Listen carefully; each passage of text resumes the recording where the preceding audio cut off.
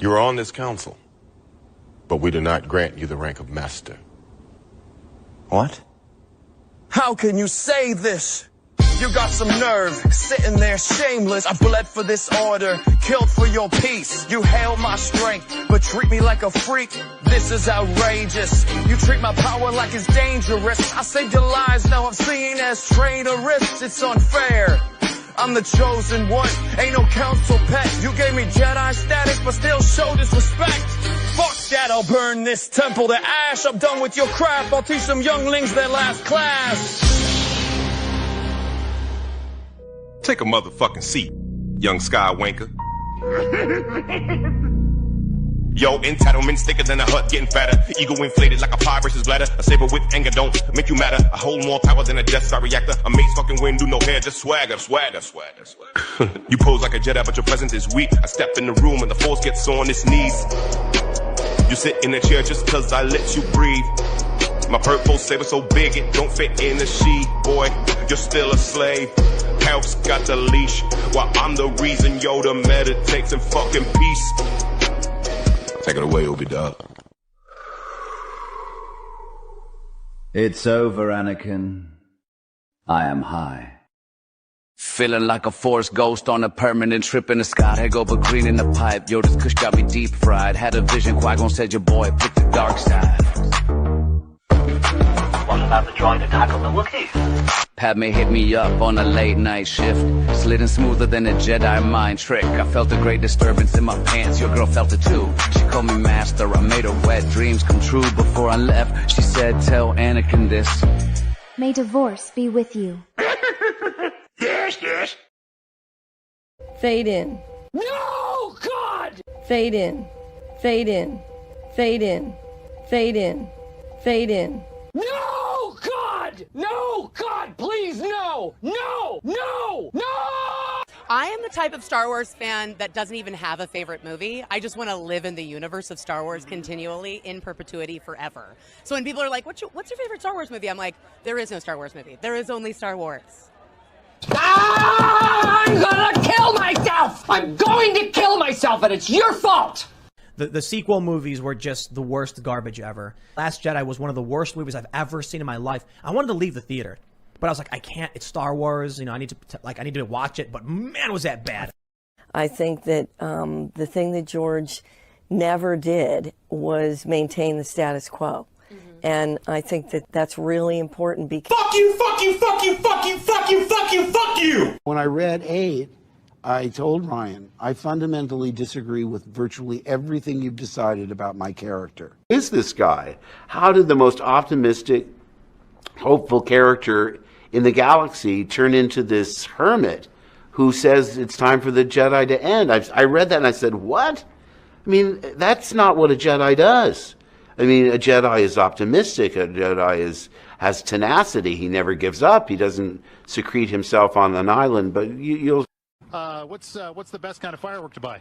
Wouldn't you like to know, Weather Boy? Where are your parents? Kid's sketchy. Back to you guys. So they wanted us to keep going. That Star Wars girl said, keep going. Okay, so... That Star Wars girl. That Star Wars girl. Star Wars Anna. girl. Yeah. Okay. Well, Star Wars girl. Yeah, hit us up. Well, I think let's do it. Nice. Yeah. If you've got a show and you're from the Azores, let's do it. There you go. Bigfoot is a legend. Okay, so there's this legend.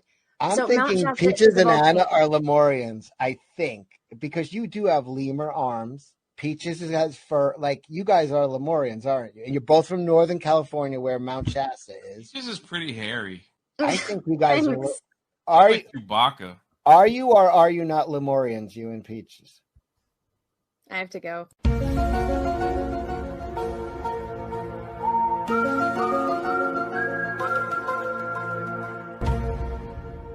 Wait, what are we talking about? I figured out how to monetize social justice warriors.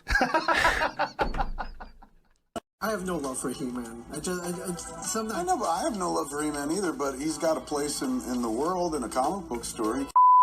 When I was a kid, I'd watch He-Man and Masters of the Universe when I got home from school. From 1981 to 82, it was a rich... I'm kind of retarded. There's some chick named that Star Wars girl or something like that. And she wrote this fucking screen. She was like, you're always doing this. And she ended with, be a man. And I was like, what the fuck? I've been struggling my whole life not to be a man. Yeah. Grown up fucking teenager. and Not to shit. be the version of a man we thought we were supposed to be. Exactly. Yeah. The man that she was suggesting that I'd be. and Like stuff. our dad's generation. Who where didn't they're- fucking cry. No. Although my father cried. Shove that rod up that cunt's ass. Hey, what are we talking about? That Star Wars girl. That Star Wars girl. That Star Wars girl. That Star Wars girl. That Star Wars girl. That Star Wars girl. That Star Wars girl. That Star Wars girl. That Star Wars girl. That Star Wars girl. That Star Wars girl. That Star Wars girl. Oh yeah. Be a man. No, would you spit in his mouth?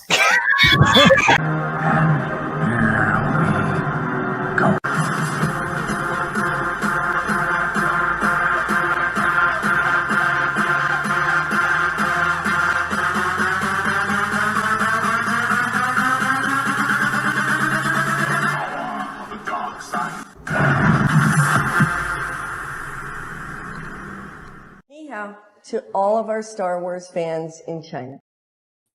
What's up, all my Ewokshibles, droids, and Wookiees? It's Anna, also known as Star Wars Girl, and welcome to my weekly show, that's Star Wars Girl Live. It is obviously on a different day. I'm going out of town early for Thanksgiving, so there will be no show tomorrow because I will be driving up to Northern California, so I'll be in the car all day tomorrow. It's going to be great. Hopefully, traffic isn't that bad. But aside from that, I am so excited because we got the most amazing announcement ever, which is Stargate is coming back, and I am so ready to nerd out with fellow Stargate fans. But before I bring on my guests, I just want to give a shout out to the two wonderful people that sent in super chats before the show started. Pastor Flash, thank you for being a member for 7 months, dude. That's awesome. Thank you so much. You are contributing very nicely to the diaper fund. And hopefully I get to have another baby soon. So it'll be diaper and formula fun ×2 soon. But Pastor Flash says SG1 overall. I might be biased. I like Stargate Atlantis, but thank you for the member chat. And then Boobs Sweat. What on earth? I'm not reading that, and I'm pretty sure that's Russell Hall. Hello, Russell. Thank you for the 2.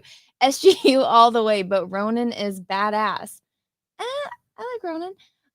What's up, Rhino? Being a member for 32 months. Thank you. SG1 is the GOAT. Rhino, do you want to come on? I would have invited you, but I thought you were working. That's why I didn't hit you up. But anyways, Rhino, let me know in DMs if you want to come on. I'll send you the link because I know you're a big Stargate fan as well. But guys, I have 2 very lovely ladies that are going to spend the next hour or 2 with me, just completely nerding out about Stargate, and I am so excited to talk to them. So of course, welcome back, Nina Infinity. Hi, I'm so excited to be here. Thanks for having me. No problem. I love talking to you, and I'm so excited to nerd out. And then also, Elaine Nerd Cookies is here to nerd out about Stargate. Hello, yay! Yay, Nerd Cookies. I am so excited. Okay, so for both of you, which one's your favorite? Okay, I'll go first because I actually, hands up. I've only seen SG1 and I've only seen it to almost the end because life happened and I couldn't even finish it. But I was a huge fan of SG1, so I really like SG1, and therefore SG1's my favorite because I haven't seen the other ones. Yeah, SG1 it started the whole thing. So Daniel Jackson, Jack O'Neill, the original team. Yeah, I gotta give it to SG1. But I love Atlantis, and I'm currently just started rewatching or binge watching Universe, and love it. Well, that's the easy one to get through because there's only 2. I'll also say special shout out to the movie, Stargate the movie, which I think that's the one that started it all. And when I first watched the Stargate movie, that thing blew my mind when I was little. I was like, oh my God, this is so trippy. They're Egyptian aliens and they're coming from this weird space thing. I was so excited about that movie. So I would love Kurt Russell and James Spader to be reintroduced somehow. Ooh, in the new show. So fun. That would be interesting. It's like a parallel universe type of episode, or just have them be aliens. Well, and with Jack O'Neill, the show one, it was 2 Wells with his O'Neill. It was a technically different O'Neill. So technically, it could be the parallel universe type of thing. Mm. And you know what? They're both still working, so maybe they're both down to do it. They That'd be reused cool. actors across all the shows multiple times. Yeah, let's bring in all of the Star Trek guys too, as well, since they were already in it. Like Marina Sirtis, she was Russian. Bring her back. What was Yeah, that why one guy not? that was Oh my gosh, I'm blanking on his name. He was really big in X-Files too. It's like everyone that was just in Vancouver shooting. Vancouver or Toronto? Everyone that was Vancouver. up in Canada. Just bring them all back. Love it. Wait, was David Duchovny in it? I don't remember him being in No. it. No. No, it was actually he was you wouldn't know because you didn't watch Atlantis. Oh my god, Skinner. He was Skinner in X-Files. He is the captain of the Deadless, which is a intergalactic ship that travels between. That was the big reveal. I'm gonna start watching all of them again because now this news excited me so much that I'm like, oh, now I have something to watch for the next little while. I get to get my feet wet in preparation for this new show. So I'm excited. I'm excited to have a new sci-fi, And I think it's even cooler because they said in the thing that we're gonna watch that it's made for, people who are coming into the series. Like it's not just for people who have never watched it. You know what I mean? Like you can just get into it if you want to and then go back and watch the other ones. But it's cool that it's not like a kind of like revival or whatever. It's like a whole new thing by itself, which is cool. Well, you know what's funny is I had Joe on a few months ago and he said that their highest viewers were women.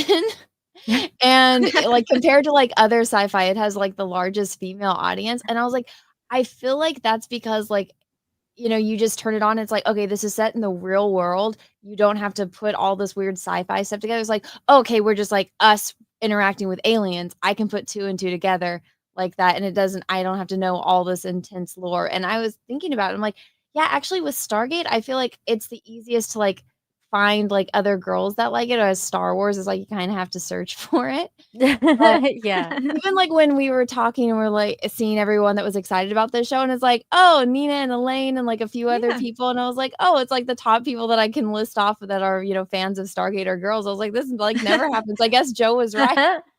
That's funny. I didn't even know that. I think it's too is because something that I love in particular about Stargate was that it's set in our present day. This isn't far into the future like in Star Trek. It's where it's more optimistic. I love that it was it's happening right now. You could really feel like this is really happening under Cheyenne Mountain. That this could actually be happening. The same 12 shots of Cheyenne Mountain over and over again in every episode. Yeah, that's why I liked Sliders too, Elaine, because it was the same kind of thing. It was set in the present time, it wasn't in the future. So you get to really kind of just be like, oh yeah, this is all happening right now in this universe. So it's and how we would react in a certain situation would be kind of similar. Yeah, exactly. Well, now it's going to be set in present day. So they're going to have iPhones and AI and all this stuff. So I'm interested to see what they do with that. Let me grab this Rumble rant. It says, E. Morris, thank you for the 2. I would be down to doing some watch parties until the new stuff comes out. 18 months, Anna. They knew for 18 months. I know. So I was like, when you do a live stream and you're just like, gosh, I have this whole list of things to talk about. And then I was asking Joe questions and he was just like, oh yeah, that really wasn't me. And I'm like, but it was on your credits on IMDb. You worked on what do you mean it wasn't you? And I was just like, okay. And I got to a point where I'm like, well, what can I ask you? Because at this point I'm like, did you even work on this show?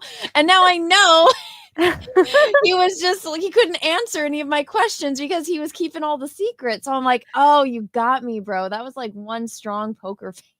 Yeah, he did the same thing to me, Anna, because I kept asking him about stuff, and then he kind of gave me this little thing, a little nod behind the scenes where I was just he's like, I can't say anything, but he's just he had that look where I was like, oh, something's going on. So I knew something was going on, but I he wouldn't say anything, and I was like, that's why when they announced it, I was like, yes, I knew something was going on. And you didn't tell us? How dare you, Nina? I was like, I'm gonna keep my mouth shut. I'm keeping secrets over here so that he'll tell me other secrets when there's secrets, Good point. Let me grab this other Rumble rant, which, by the way, guys, thank you for watching Rumble. I'm streaming on YouTube, Rumble, and Twitch. So if you guys are watching on any of those platforms, thank you very much. If you're watching on YouTube and Rumble, please smash the like button. It would help out the stream a lot, especially since I'm digging myself out of this hole from the stupid strike. Stupid AI. I know. Rhino said he DM'd you something. I read it. Let's see. Yeah, he's at work. E. Morris, thank you for the 2. Also, each team, whether Atlantis or SG, had a badass girl too. That helped more women get into it. I mean, I don't even necessarily think that we need a woman to look up to. I just feel like because it is our universe, it's not like, oh, I have to go and learn all of this lore and where all this stuff came from. You can just turn it on and just get into it.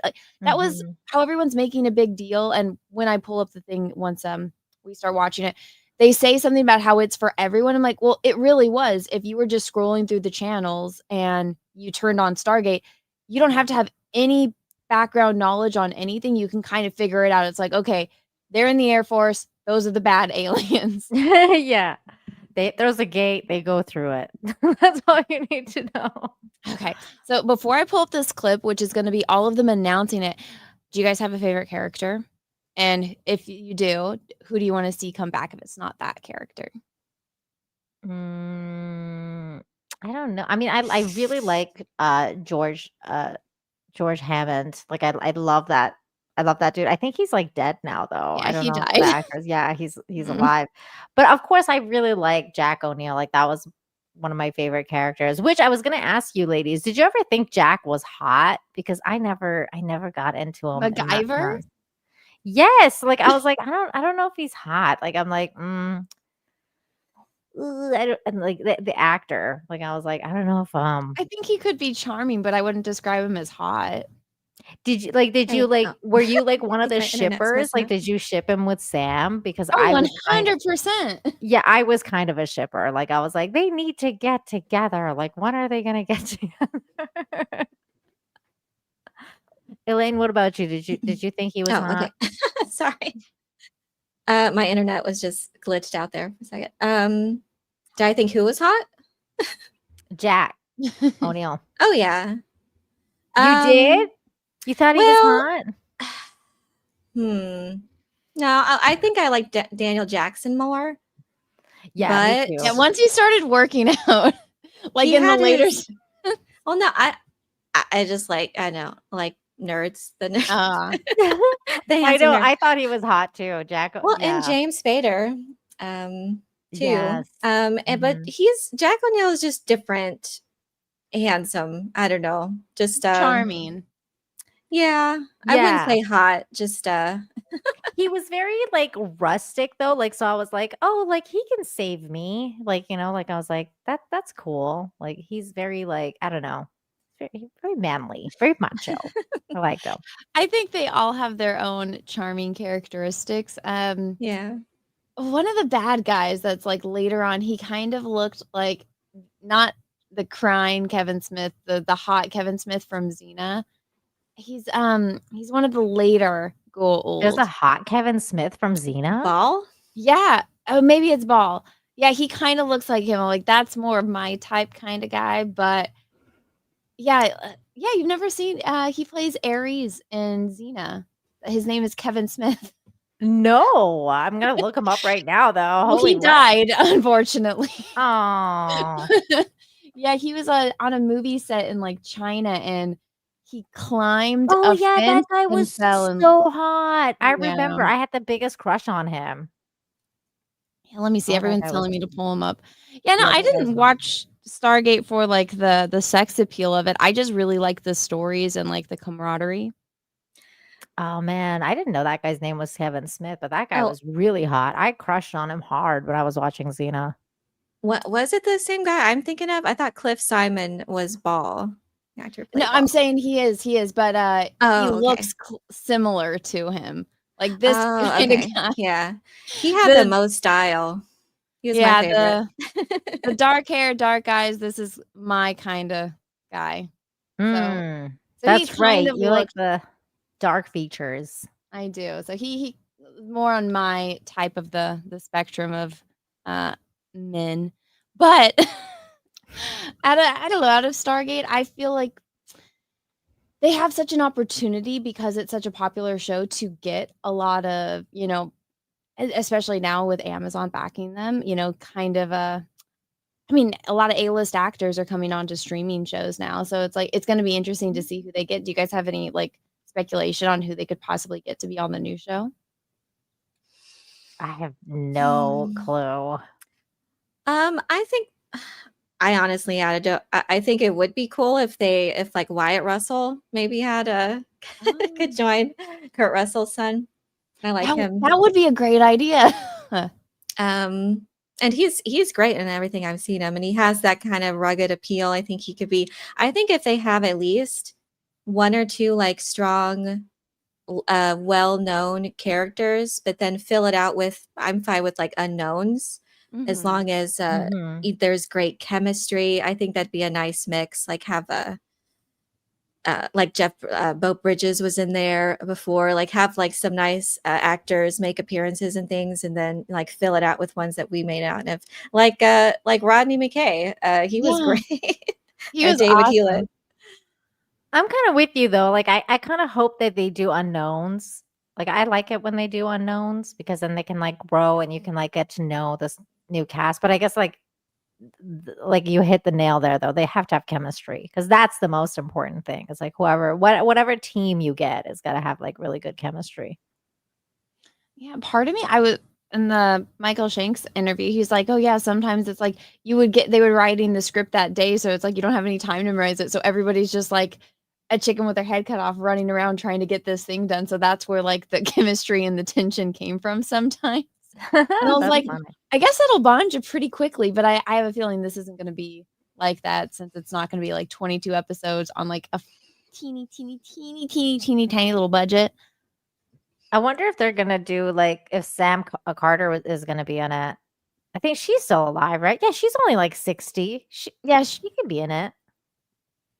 Yeah, she could be a general. That would be cool. Yeah, that'd be cool if they had her. If they're gonna show Earth, I would hope that that we'll see cameos at least from the main cast before. All the Atlantis crews now. Oh, I'm sorry. Spoiler. Oh, so well, I guess this. No, it's okay. So yeah.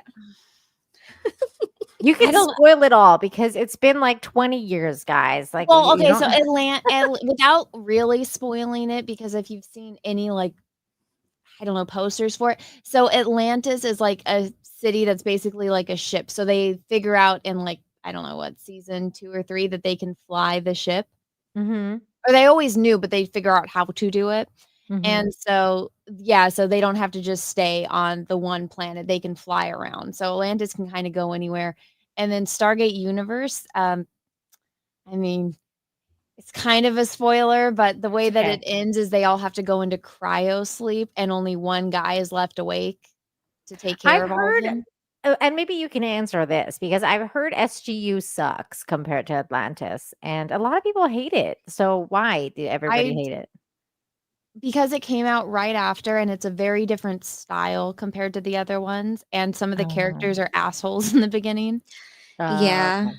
I honestly think it may have been ahead of its time in some respects, because I don't think at the time that we were quite ready. I don't know, for something so dark. It looked a lot like it was trying, in some respects, trying to be like the Battlestar Galactica reboot. It was like darker in that respect, and in the interpersonal melodrama, there was more of that. And I liked, I think I softened up. I think at first I was like very taken aback, but I kept watching it, and when it was coming out, and it did really grow on me. The ship is amazing. The lore is what I fell in love with, and there are characters that are, again, really likable, and even the ones that are that you're supposed to dislike, I guess, are really well acted and just well written. So it adds another flavor, I guess, to the.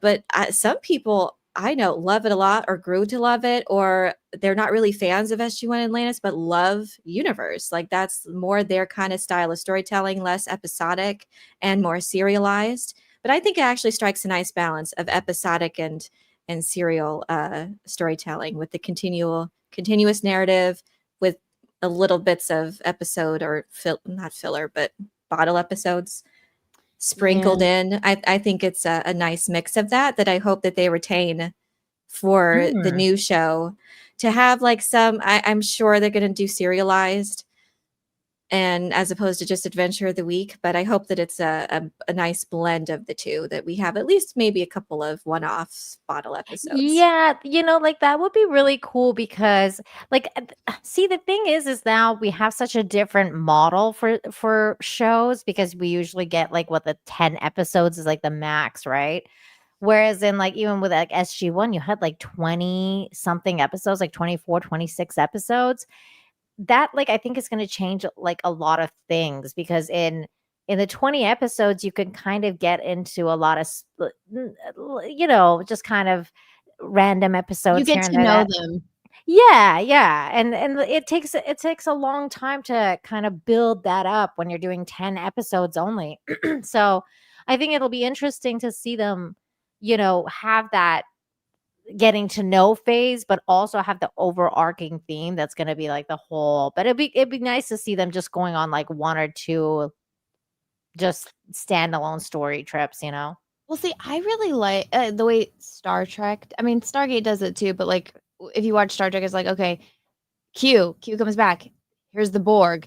At the end of the next season, oh, the Borg are back. Here's this. So it's like it's episodic, but then there's this arching story that like you slowly, and it makes it rewatchable. Whereas like I just can't turn on a random episode of Breaking Bad, Right, exactly. Yeah, exactly. That's what I want. I want that with SG or the new one. I don't know. What are they going to call it? Is it going to just be called Stargate? They haven't announced it yet. I'm sure it'll have its own little acronym. It's going to have its own little tagline. I see Camelot's in the chat. What's up, Camelot? Tim demanded I watch Stargate, and I could barely make it through the first couple of episodes. Camelot, watch the movie first, so you can kind of understand what the hell's going on. You got to watch the movie. You have to watch the movie first. Yeah, so watch the movie. It's with Kurt Russell. Go and watch it. You will like that one, and then it will help you to get invested. Cecil was saying the same thing, that he tried watching Stargate and he couldn't get into it. Well, you can't. You have to watch the movie first. Besides, if nothing else, then you can understand like, oh, I don't even like this concept. I don't like this series, and I'm not going to go forward to the rest of it, because the movie is just it's like a standalone movie, and it's super fun. I love that movie. I mean, he may like Universe. Again, like I think there's this it's a different style of storytelling that for those that just want to get like immediately immersed and have that continual storyline that goes through, that appeals to a lot of other people too that really like that. So I actually applaud Stargate Universe, because I think you could just jump right into it. I know people that didn't watch any of that before when it came out. Oh, that's interesting. And they loved Universe. Some of this stuff could get confusing, because even I'd watched it all and I was even confused. I'm like, oh, I thought like they hadn't figured out those stones yet, and now they know how to use it perfectly. But I guess I was in the minority. I always liked Stargate Universe. I watched, but I didn't watch any of these when they were coming out. I watched everything after the fact, because I didn't get internet till like 2010. We didn't have cable, so everything I watched much later. So I just watched it and I was like, oh, this is really good. That's, Rumpelstiltskin from Once Upon a Time, and he's great. I think everyone is great in that show. And I'm like, oh my gosh, he did this before. It's going to be impossible to get him to come back for it. But he really makes that show. Like, the thing about Universe, Nina, is almost everyone on that ship is an asshole except for one guy. Yeah. But it makes Eli, you right? like them. Is it Eli? Yeah. Eli's my favorite. Do any of the SG-1 people end up in any of this, like Atlantis or? Yes. So Okay. Daniel figures out. So there's an you know how you when you're dialing the gate, there's an Yeah. extra code to get to a Yeah. different galaxy. So Okay. Yeah. Daniel figures it out. So Daniel's Okay. in it. Sam's in it a lot. She actually replaces a character later on, or they Oh. boot Okay. one of my favorite characters for her, which made me very angry. Oh. But That's funny. yeah, so Sam's in it, Woolsey's in it. A lot of there's a lot of crossover because they do figure out how to go back and forth. Oh. But the Okay. first episode of Stargate Atlantis, it's pretty intense. Robert Oh, it's so Patrick. good. Oh yeah. Ooh. Okay. See, I can't that's what I was wait. saying before. They have great actors, like big name actors that kind of make appearances, and then the unknowns. Oh, And then that's really cool. like the replicators are in it. You get to see Asgard eventually. Or Oh, you do? Oh, that's yeah. cool. Oh, Mhm. that's cool. I see. I always didn't like the Asgardians. That's one of the reasons I was like, "Ugh, I hate these things," because I didn't like the gray looking creatures. Like I was like, I You fucking didn't like the hate little these. gray men? Oh, I hated them. Like I was like, I hope they die. Like I was like, I Well, they really do. hope. Spoiler No, alert, Nina. oh, thank God. Like freaking kill them off. Like off with all of those fucking gray weirdo things. Like Oh my I was so God, my not interested. heart. Fuck Yep. those fuckers. Yeah, Well, and they were like fooling people with like, pretending to be like Thor and all that shit. I was like, "Oh, I fucking hate you guys."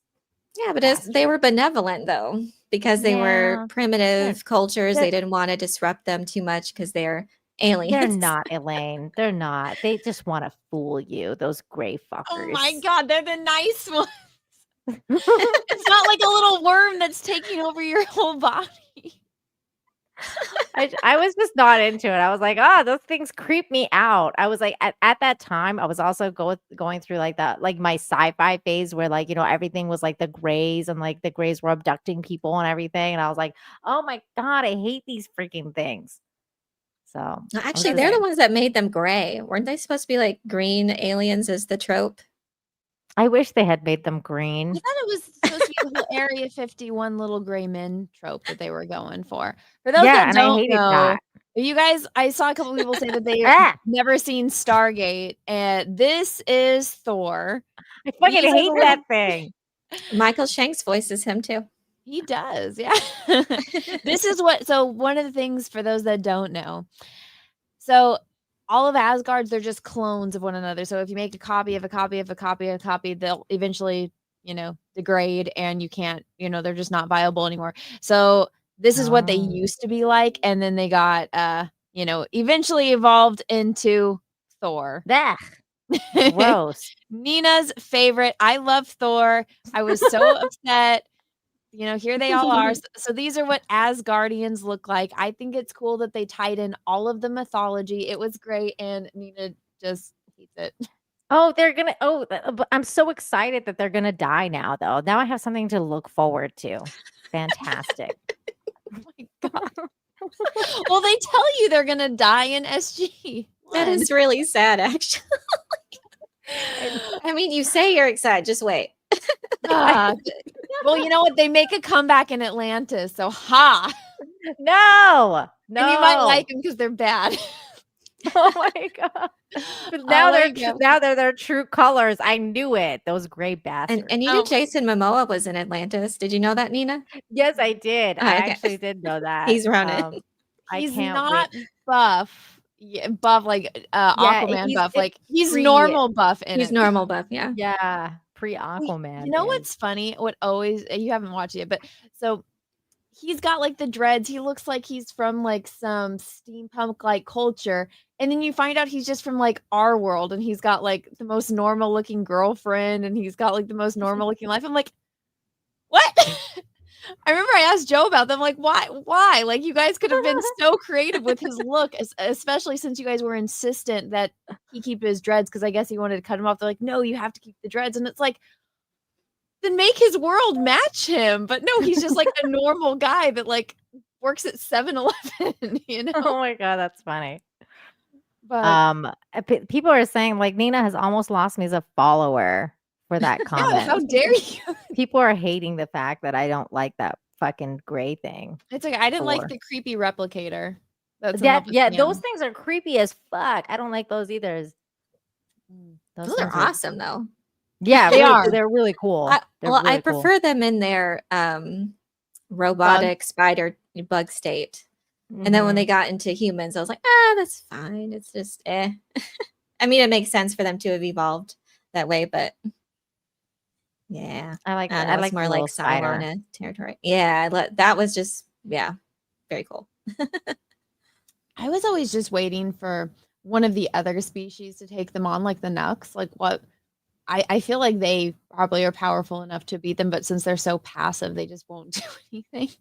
Yeah, what was their part in what was that treaty that the Asgard, the Ancients, and the Nox and the Furlings are all together? What were the Nox doing?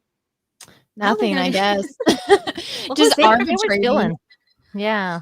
Just arbitrating. And the only time they actually do something is that episode where the Gould, what was it that they wanted? The alien that was like Sam on his planet. They were doing that like arbitration. Oh, because they wanted the Gould wanted to keep the guy's body.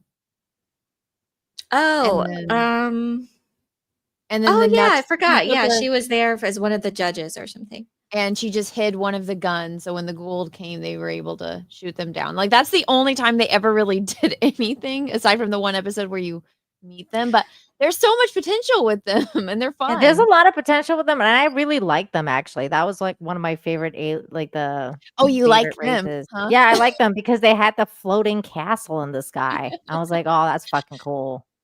And the actor, who was the actor who played the Ferengi? Was one of them. Oh, on Deep Armin? Space Nine. Which Ferengi was he? The one on Deep Space Nine. Yeah, Armin. The bartender, the skeevy one. Quark? Yeah, Quark. Yeah. Oh, I love that guy. Let me grab a couple of these. Also, what's up, Bane of the Shields, Holocron, Emors over on Rumble? Thank you guys for hanging out in the Rumble chat. Emors, thank you for the Rumble rant. I first watched Stargate. My friends and I smoked a fatty beforehand. When the gate opened for the first time, I was mind-blowing, hooked ever since. Yeah. On the movie, not the giggle grass, that is. Well, I'm gonna congratulations. smoke a fat one and watch Stargate. It's gonna be great. Oh my gosh. Matthew Hammond, thank you for the 5. Nina needs to do reaction videos. Geek Girl watches Stargate Atlantis for the first time. X-Ray Girl has the Blu-ray of the series. Get her to watch it too. So you can actually watch them on Prime, and you could probably do a watch party on Rumble. Somebody was telling me about that. Oh. Main Trek Cabby Davis, thank you for the 2. Universe 15 years later, back at Earth somehow. Discuss. So Nina can't talk about this because she Go hasn't ahead. watched it. But you guys can go ahead. I don't think it would make sense for it to come back to her unless Eli figured out how to fly the ship. I really would love them to tie into universe somehow. It has to make sense though. I think it would be amazing if there was some narrative that eventually led to maybe just a discovery of another siege ship like Destiny, because those ships are so cool and there was so much untapped potential there. And they sent out more of these ships. And that was so Stargate Universe, the ship that Nina just to explain real quick, the Destiny is this ancient I'll get it. Race that basically who created the Stargates and all that. So they are very smart and everything. But they sent these ships out millions of years ago to basically explore the depths of space and gather materials and build Stargates so they could explore the universe. And so that's what this ship was. It was basically made to be unmanned, but it could sustain life, obviously. But yeah, it was just meant to go and be self-sustain. Yeah, I don't want to give it too much away because there's really great episodes about its capabilities. So but it can travel in between galaxies. So that's one of the things about Stargate Universe. And so it ends with they have to go into cryo sleep because even though it's self-sustaining, it's not supposed to really have people on it. So they have to go into cryosleep to make the trip between galaxies. They're That makes really far. Yeah, it's gonna. Yeah. So Eli, who's the the nerdy kid, the Daniel Jackson kind of character of the show, Okay. he is going to wake up from time to time to make sure everything's going okay. But basically, they have to all go into cryosleep because there's not enough resources to get from point A to point B, and they have to do it. So that's where we left off. So out of all of the shows, it's like this can easily be picked up later and make sense why they all aged. Yeah, I think the actor David Blue, I think I've seen him recently. He looks great. Yeah, he got into shape. He's got I heard about it. Somebody said that he, has this whole explanation for like how if they did a show picking up right where they left off, and he has it all planned out. So I was like, oh my gosh, I hope that they call him. Ooh. But yeah, so one of the things though, Nina, on this show that some people liked and some people hated is that they have a Stargate on the ship, and whenever it comes close to a planet that has a Stargate, it'll activate, and you get like 4 hours of it being open. So you're on a time crunch. Oh, okay. Because the ship, they don't know how to control the ship, really, especially in the beginning. So if you don't make the cut, you're stuck. They can't come back for you. Well, and I think that's why this new thing is so exciting now, because like there's going to be so much stuff that they get to do now that they couldn't a couple of years ago too, like technology wise and everything. So I think they'll like probably have a lot more cool technology, and they'll probably have like better ships, even like more updated stuff. Like we don't know, but I'm just guessing they're going to probably like have. I'm hoping that we get a planet, an alien planet that doesn't look like Canada. Yeah, there's probably going to be a lot of planets green were- screen on this one, Yeah, Let's well, be I mean, honest. there's that one episode where Jack was laughing. He's like, "Oh, the probe just went to this tropical paradise, huh? We can't go to that one." Yeah. I'm actually gonna message Joe, and I'm gonna tell him like, hey, you guys should do one in Cancun, and like have one like go wherever, and then just come down here. I'll help you like with like locations and stuff. And we have pyramids here. It'll be freaking awesome. Oh, that's a good point. See, they need to do a planet that doesn't look like Canada, or like a warehouse. And then the other one that they need is, I think they need more like non-human aliens. Those are my two things that I really would like to see. Non-human aliens. I'm with you for sure. That's what I'm saying. Like I think they're gonna do a lot more now because they have so much more technology. All right. What do you think, Elaine? Yeah. What are your criteria that you would like to see in the new show? Let's see. Well, I think they're definitely going to have an amazing. Well, I know they're going to have this huge budget, but I am really happy that they have had this background. Both all of the showrunner Martin Garrow and Joe Malazzi and Brad Wright. I'm so happy that they're still continuing because they also have the experience to work within their budget, their small budget, and make it work. And they had to rely on story and characters to captivate audiences. And I think that was great experience for them, as well as creatively, but also filming, having to be creative, because I think too often people rely too much on their big budgets and not enough on story. And I don't know. I think it's I'm happy that they will appreciate the budget that they are given and will know how to use it well because they have that great experience. So I just want characters and more mythology. I'm really I love lore, obviously, but that's something that always captivated me about Stargate to begin with, was its fascinating premise of these cultures tied to our ancient history that have this alien connection, and it just built even further as the show progressed. And I would just love them to continue that sort of mythological alien connection as they explore. And that's what I love about Stargate Universe. Watching that, it's just so fascinating to what's out there, and the possibilities are really endless. for what they've built so far. So yeah, I would just characters king, have to have that dynamic, fun dynamic, philosophy, mythology, and exploration and fun. Yay! I love You know all of what's that. gonna be cool is because I always remember like, oh, aliens built the pyramid kind of thing, and Egyptians hate that. And now with Mhm. now there's a whole sphere on YouTube of all these, pseudo archaeologists that are like finding all this stuff. If Yeah. that's gonna be incorporated into the show, like I wonder if Egyptians hate Stargate because they make it all alien. I think they do. Yes. Yeah. I do. Yeah. It's Even though really it's funny. sci-fi. I think they absolutely hate it because it's like, no, we made this shit. This is our thing. Well, one of the Really great dumb. things about, it kind of already had like that built in, like kind of lore behind it. But Mhm. also Egyptians had so many gods. So it's like, okay, we killed this one, like we killed Ra. Now who's coming after us next? It's like, oh, there's another one, and then another one, and another one, and Hathor, what? So there's so many. And then they brought in Thor and all of them. So it's like, okay, what about Chinese gods? What about Yeah, Japanese Indian gods. gods? Indian gods would be cool. Yeah. No, So they there's had you. Remember sorry. What was that? His name was you, one of Oh. the gold. You. Well, I just watched the episode when they He's had an emperor. Kronos, remember? Mhm. So I was like, okay, they even tapped into Greek. They barely go into Greeks at all, or like the Titans. So Ooh, it that would would be be cool cool. to see more. Zeus and stuff like Yeah. that. That'd be cool.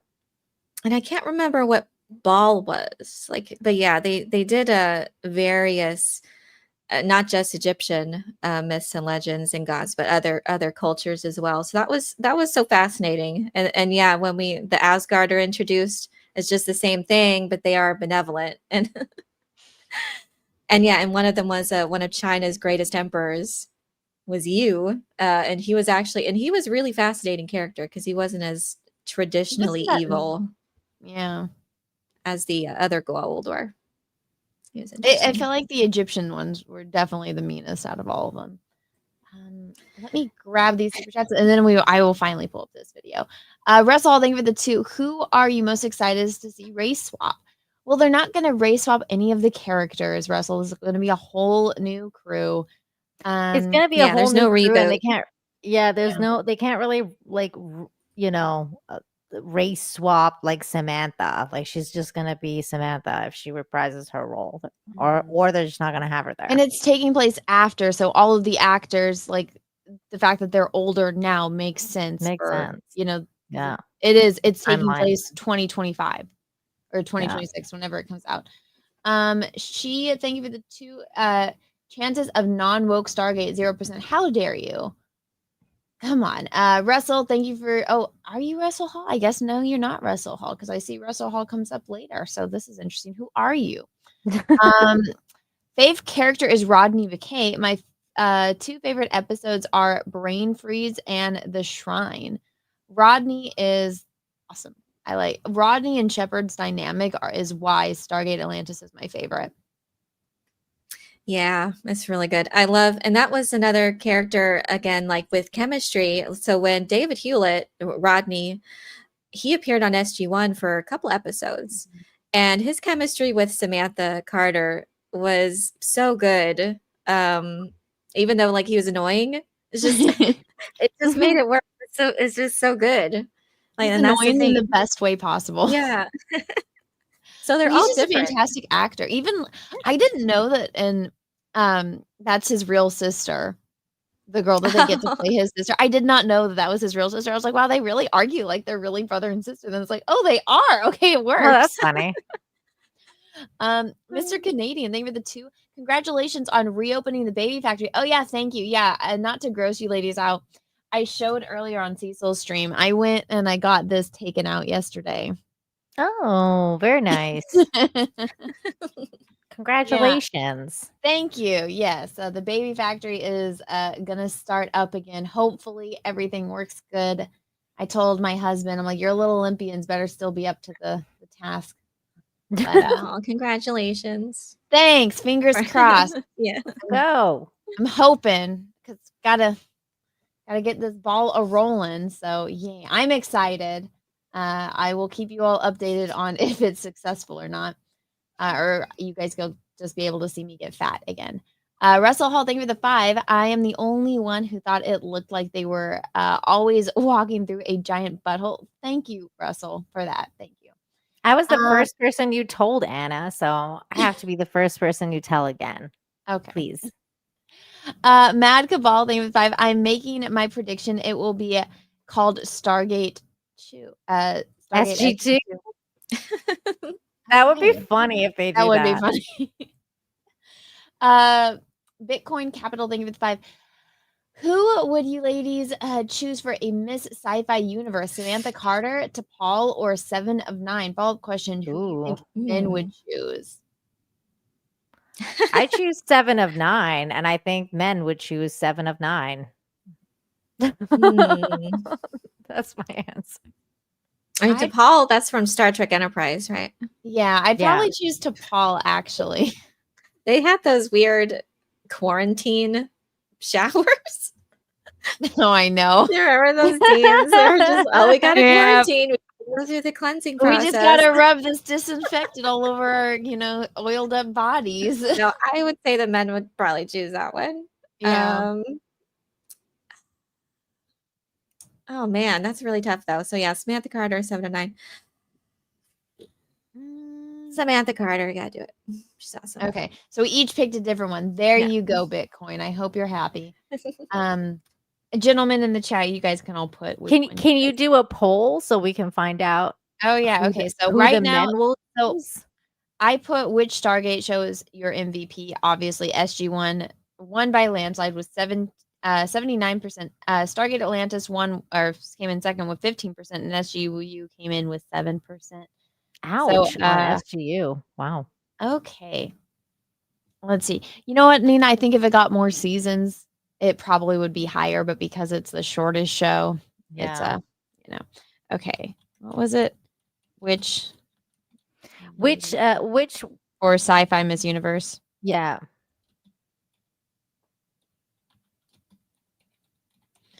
Okay, and it was to Paul, 7 of 9, or Sam Carter.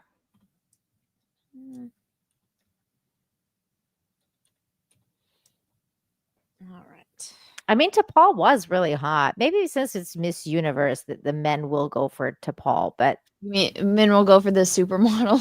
Yeah, like the because it's the pointy years, but I don't know. 7 of 9 still got that really rockin' body though, man. I don't know. Okay. I think she was in Stargate, that actress. Oh, she was? Mm-hmm. 7 of 9, I think, has bigger boobs. I think. That could be her suit. That could be her suit. Okay, guys, here is Samantha Carter. For those that don't know, this is what she looks like. She's in actually every single Stargate show. So she's the OG. She was an original character too, SG1. She was not in the movie, and people loved her so much, and so she came back for Stargate Atlantis, and then she's in the very first episode of Stargate Universe. And then let's get Paul. This is to Paul. She's the Vulcan science officer from Star Trek. Okay, she's got big boobs too, but I think Jerry Ryan has bigger boobs. Maybe I'm wrong. Oh, go scroll up. There's one that's comparing them. Oh, where? right there. This one? Wait, that's like super really bad Photoshop. It's a fake thing. Never mind. She's very fit. She's a supermodel. She actually is married to a billionaire, so good for her. Oh, wow. I didn't know that. And then 7. And then this is 7 of 9. I don't know why that's all coming up. But yeah, so this is 7 of 9. For those that don't remember what these lovely ladies look like, that is them. I will let you guys vote in the poll. Matthew, thank you for the 2. I hope they avoid green screen rooms Disney uses. Yeah. I don't think so. I don't think they have that. It's like a U shape now. They were making this big deal about it with the Mandalorian. The volume? Yeah. Is that what they call it now? You know, Greg Fraser knew how to use that. In the first season of The Mandalorian, I think he just did the first season. He's the cinematographer that did Dune 1 and 2 and the Batman. and he's doing Project Hail Mary. And he knew how to use that technology. It looked much better in that first season, and then as the show progressed, you can he left the show obviously to do those films, and you can tell. So it just depends on how you use it.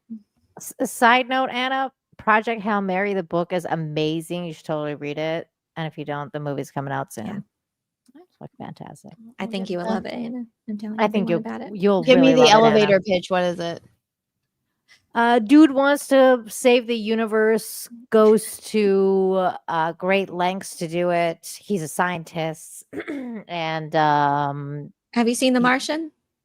Yeah. With Matt Damon? Okay. I have not seen the ending of The Martian because I was in the theater watching. I've never gone back to watch this because this happened. I was in the theater and the big thing at the end where like they come back to get him, he's trying to get to them, and then somebody starts screaming like, "Is there a doctor?" And I'm like, "You guys are all astronauts. You guys are all doctors." I'm like, "Why is everybody doing that?" And then all of a sudden, everyone in front of me stands up with their cell phone lights on because some dude had to have a seizure right at the most important part of the movie. No way. And we all had to leave, and I didn't get to see the ending of the movie. So I have not. I'm still pissed off about it. It's been however long since that movie was out in theaters. I have not seen the end of it. I'm still mad about it. I don't know what happens. I'm assuming he gets saved. Crazy. So I mention it because it's the same author who wrote The Martian and who wrote this book that made into a movie, and it's the same screenplay writer who did The Martian as well, returning for this. And is this the one with Ryan Gosling? Yes. Yes. Oh, I have zero interest in it because of that. Oh no. Oh, you don't like it? Why? I mean, it's not that I don't like him. I don't see him as a sci-fi star. Well, he's perfect for this. This is I will say I did really like that casting. Okay, I will get would the book listen and to the book, or the audiobook is great if you because he's supposed to be like a scrawny little nerdy guy. So he's not supposed to be an astronaut. So I read the book after I knew the movie was after I knew that the book or film adaptation was happening, and I saw that Greg Fraser was attached to it. And the premise is that an astronaut wakes up on this spaceship with amnesia, and he doesn't know why he's there, and then he finds out that he has to save humanity. And I don't want to get into the exact specifics because there's spoilers there. Don't say but it's about instead of The Martian where all of Earth is trying to save one man, it's all of one man trying to save all of Earth. Yeah. Okay. All right. I will get the book and I will report back to you too. That's good. But right now let's go to Stargate. Let me grit through these super chats and then I'll pull up the video. Raging Rhino, thank you for the 7. Do you think they can bring back the Goa'uld? There were plenty of times where the SG-1 found Goa'uld in tombs, hibernation. Do you guys like yeah. I think there's plenty of gods they didn't like what if they just stumble upon all the Indian gods or a bunch of Egyptian gods that they never found? The only one that I did not really care for was Anubis. I felt like that ending in the diner, I was very underwhelmed by it. But that's just I get that. I did like him as a villain, but I understand. I can see why that was a bit underwhelming. It's all like takes place in the another dimension. It gets to the point where he's so powerful, and it's like, oh, why? And it's because he partially ascended, and then it's like, okay, but I don't know.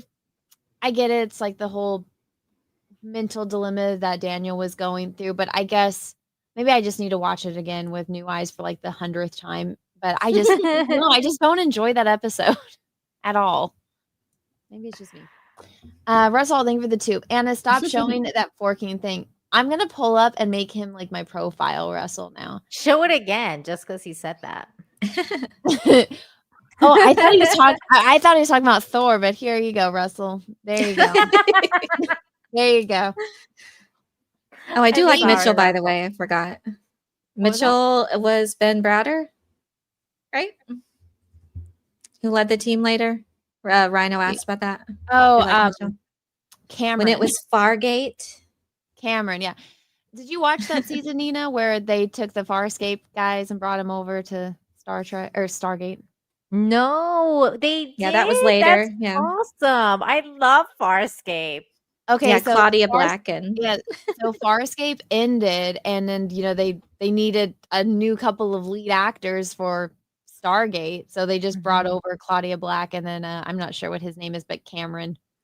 Oh yeah, my Cameron god, that Mitchell. guy was so hot. Like speaking Okay, of then you'll hot like guys, the last 2 seasons of Stargate. I was like, God damn. Wait, did you not think he was? Oh yeah, you like the dark features. I don't like blue eyes. That's right. That's right. What about you, Elaine? Are you a fan? Because Oh, Blue Eyes or no, of that guy, the Oh, yeah. Farscape dude.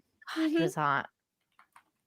It's funny that we kind of look like Michael Shanks, though. They both have the same hair. They do. Very similar features. Yeah, so Nina, you'll like the last 2 seasons of SG1 So because is that for the Farscape timeline though? Is that like when it's like when Farscape's over, or like where Yeah, when so is that? they shot in the same studio, and so when Farscape ended, they just brought the 2 main actors over from Farscape to SG1. Oh, that's cool. Yeah, so I think you'll like it if you like Farscape. I'm gonna love it. Darren, thank you for the $4.99. Not to change the subject, but I usually watch the Lord of the Ring trilogy every holiday season with my girl. Do you guys have a traditional watch?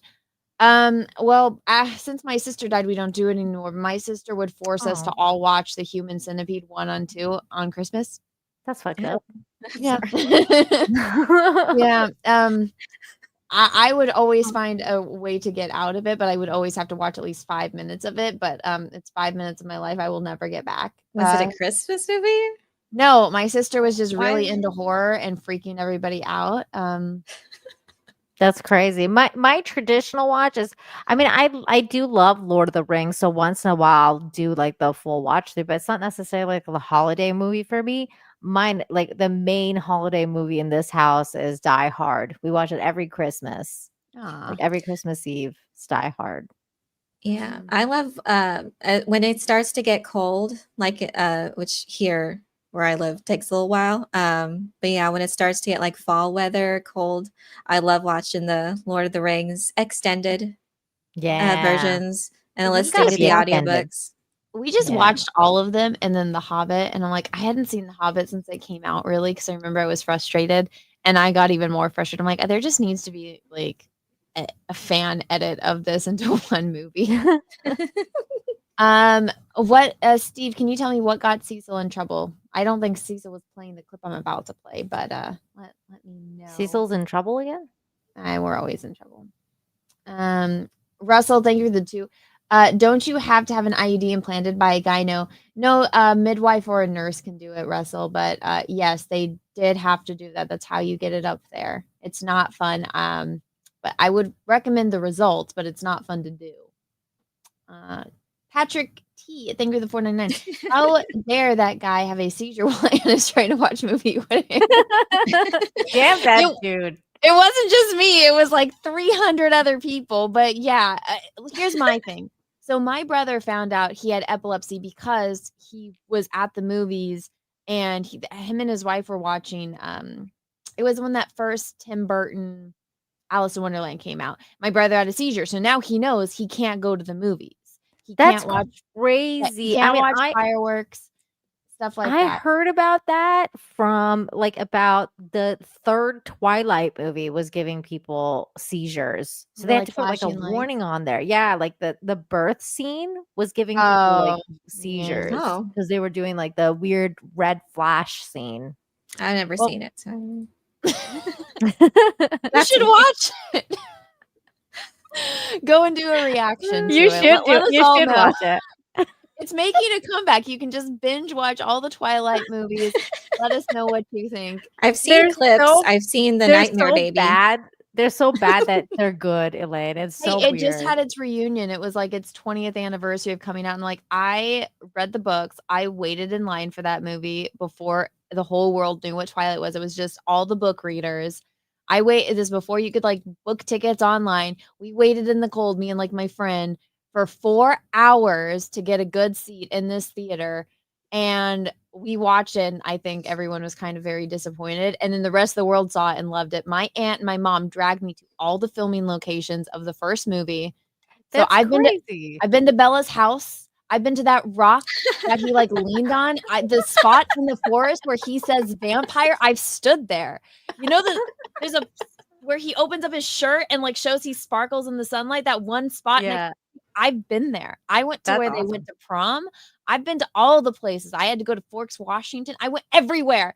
And I'm just like, I hate my life. So why did you watch it, Elaine, and get back to me? I've read the books, but that's my all. aunt is on a first name basis with every person in that cast. She goes on the Twilight cruises. She's got Twilight wallpaper. She has Twilight, a copy of Twilight in every language it's been published in. She's insane.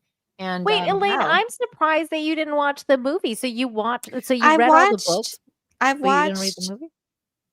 Yeah, I've read all the books, and I haven't finished the film series, so I hadn't.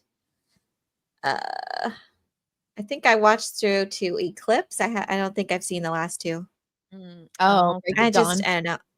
love the first movie's soundtrack. Me too. I actually bought really that do like the CD and I listened soundtrack. to it a lot. Yeah, It was a good That's pretty soundtrack. good.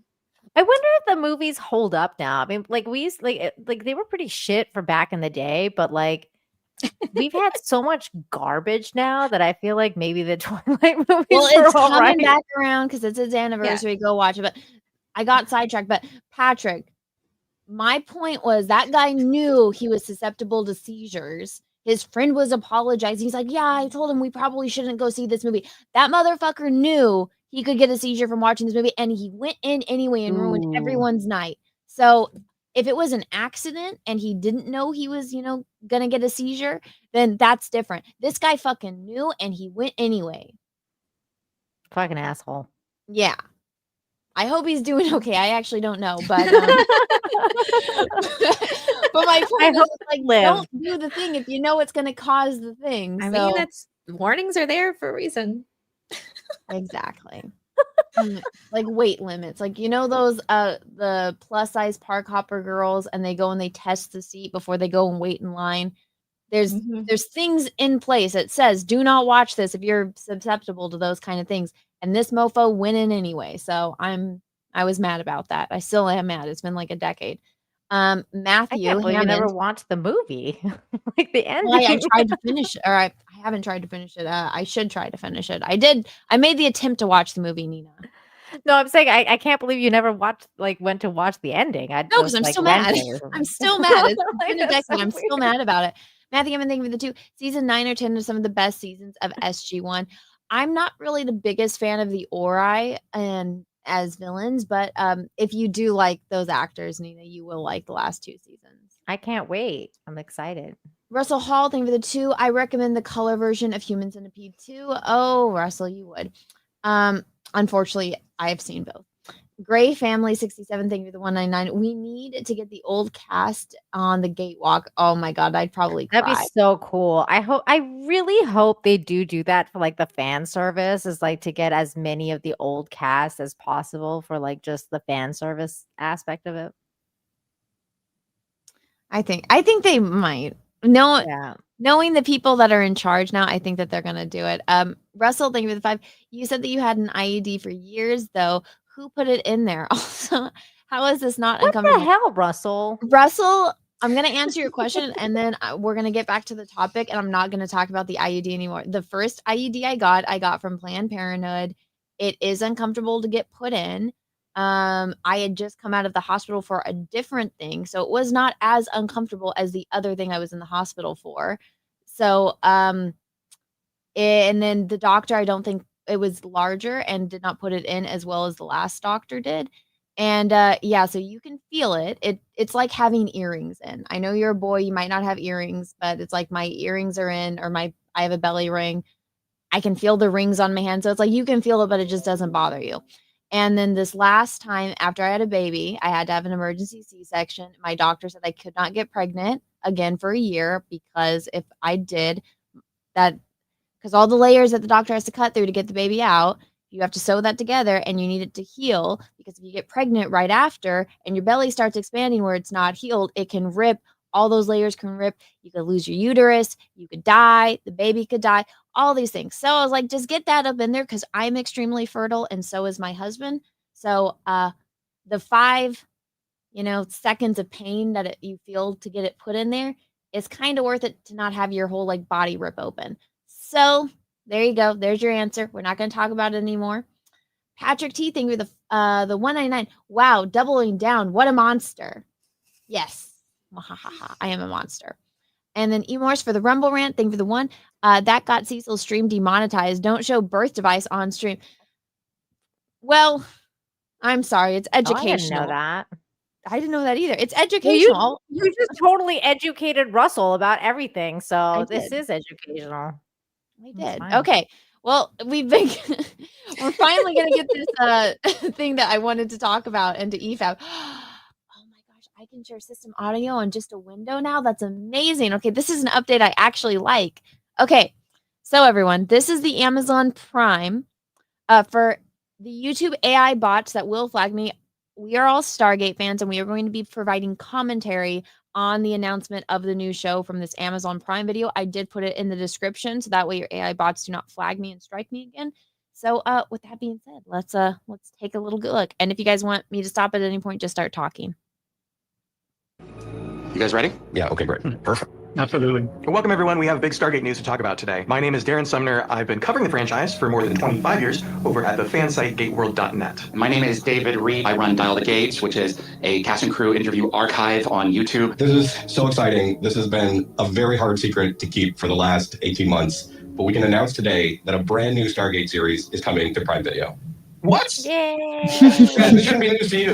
Oh, right. It isn't, but it is great news. Still just hearing it is like, oh my God, they're doing it. It's so rare for the original creators to get to work on the new version of a show. It's just incredible that, Amazon Engine. Let's pause. I need to stop it so I don't get flagged, but that is, it is very rare that they get the original creators. Like, could you imagine if Amazon was like, hey, Peter Jackson, here's $1 billion, make a Lord of the Rings show? Oh my God, that would have been way better than whatever the fuck we got for Rings of Power. But that's what also is really exciting to me, because like Anna, I know Joe Malazzi, and I streamed with him for a long time. We went through his creation, his show Dark Matter. We streamed about that for a long time. We went through the whole series together, and he taught me a lot of stuff about show running. So like a lot of stuff I know about shows and show running is from Joe. And he's so cool. And he's one of those people who really has his finger on the pulse of like what the fandom wants. And that whole idea of like, how, like, because when I was doing the stream with him, it was like in 2020, like in the height of COVID and like the height of the woke stuff. So we had a lot of talks about how you make a good female character without making her like a, girl boss, and like what makes a good character, female or male, or things like that. And so knowing that he is going to be part of this gives me so much hope. So when people are like, oh, they're looking down on Amazon and how Amazon's doing this and thinking that this is going to be another Rings of Power, I'm like, no, because all, like you said, Anna, all of the original creators are involved, including Joe, who's really cool. And I think they're not gonna let Stargate get, be shit on. I really don't think they will. So I have hope for this. Yeah, they have skin in the game. I think that's what Michael Chang said in another interview. Like, this is personal to them. And for Martin Garrow, yeah, he started his career as a story editor on, was it Atlantis? And so, yeah, they have that personal connection. Honestly, it's all I could have asked for, is to have not be a reboot and have the ones, have them continue the mythology. And these are the best men to do it. Like these are the ones that have been there throughout the whole years, shepherding the franchise for decades. Yeah. So, yeah, this is very exciting. Brad Wright is also involved, who's really cool, but also like side story. I got into it with him over his other creation. What's it called? It was Travelers. Elaine, did you ever watch that? No, I haven't watched that. I need to. Oh, you I should. will. It's good. It's good. But I got into it with him a little bit over the ending, and he was like all like on Twitter. Like Oh, we was he were mad at going you? back and forth. Yeah, he got mad at me because I was like, "Damn it, you let me down for the ending, man." And he was like, "What did you want me to do?" And I was like writing him all this stuff, and we were like going back and forth, and it was really funny. But then, like, he was really cool. We had a good, cool exchange. But it was really interesting to me though that he cared. Like that's the other thing. Like he cared so much about all of the show that he had created. He cared what people thought. When people care, that means they're going to care about what is going to be created and their show, and they're not going to, ruin it. So I think that they don't care about the message. And Travelers was actually really good. So definitely give it a try, you guys. Studios and Prime Video have come together and not gone in a totally new direction, that they have respected what we have all created. And when I say we all, I don't just mean like Brad, Joe, I mean like all of the cast and crew, all of the writers, and to a large extent the fandom have created, and we're honoring that in this new version. So for us, we wanted to come here and make the announcement today with you guys because it was our way of just saying like thank you for keeping the lights on. I'm kind of just blown away that I'm in this room with these extraordinary people, along with Darren here. And I've got to ask, why us? You could have asked anybody to be a part of this group. Well, you guys have been keeping it going. You were such a huge part of the show that's pre-social media, so Gate World was the place where people would convene where they wanted to talk about the show. Much of the fan community grew out of Gate World. And in the 14 really years cool. that the show has been off the air. Yeah, see, like that was my big thing. I'm like, we've seen so many people that are in charge of these IPs just absolutely shit on the fans. To see them like, we appreciate you and we want to incorporate you into this new project. Yeah, that's really cool. That's they're saying all the right things, like all the things that would get you excited. I'm like, when I watched this the first time, I was like stoked. I was like, yes. Yeah, What just happened? Stupid ads. Okay, hold on. We got let me an take- ad. How does that happen? I'm on. What the heck? You may have clicked it by accident. Did I? Oh, my mouse fell. Okay, let me redo that. Sorry guys, technical difficulty. There we go. Yeah, no, but they could have done like this dry press release, just sent it out to Variety or Deadline, have just announced it just like that and have their statements through that. But the fact that they went to this fan site, Gate World, Dial the Gate, and had this Zoom session with them, and they wanted to announce it with Stargate fans, to Stargate fans, and that was the tweet too. It specifically said, Stargate fans, this is for you, or so I forget how Prime Video worded it, but that was on the official Prime accounts, and that was the first thing they said was fans. And all of that is to really embrace it's just, you don't see that anymore. So that's what it's crazy. And so it's like the exact opposite of what Disney has done. Yeah, it's the exact opposite of what Disney's doing. It's the exact opposite of what Amazon's done with Rings of Power. And it's also the exact opposite of what they've even done with like Bond, because they recently bought Bond, and like, everything they've done since they've bought Bond has been like really shitty. So it's like I'm worried about what's going to happen to Bond because we don't know who's involved. So like this is what always matters, you guys, is who is involved with the show, who's writing it, who's show running it, who's directing it. Like those are the most important things to get a good show. It's not just you guys, but an incredible fandom of like podcasters and cosplayers and convention goers that have kept the demand for Stargate alive. The endless rewatches, like that has helped. It has helped beyond. I can't even explain to you how much that has helped. When I first joined the franchise, SG1's fourth season, one of the first things I did was get on social media, and I started to interact with the fans. And little did I realize that I would be interacting with them for like 25 years. And I can tell you that in that 25 years span, their enthusiasm for Stargate has never waned. I mean, hardly a day ever went by when they, someone would ask me, true. When is new Stargate? Honestly, like I think like out of all the sci-fi nerds, I will say this, like I think Stargate fans are the coolest fans. Like I really do.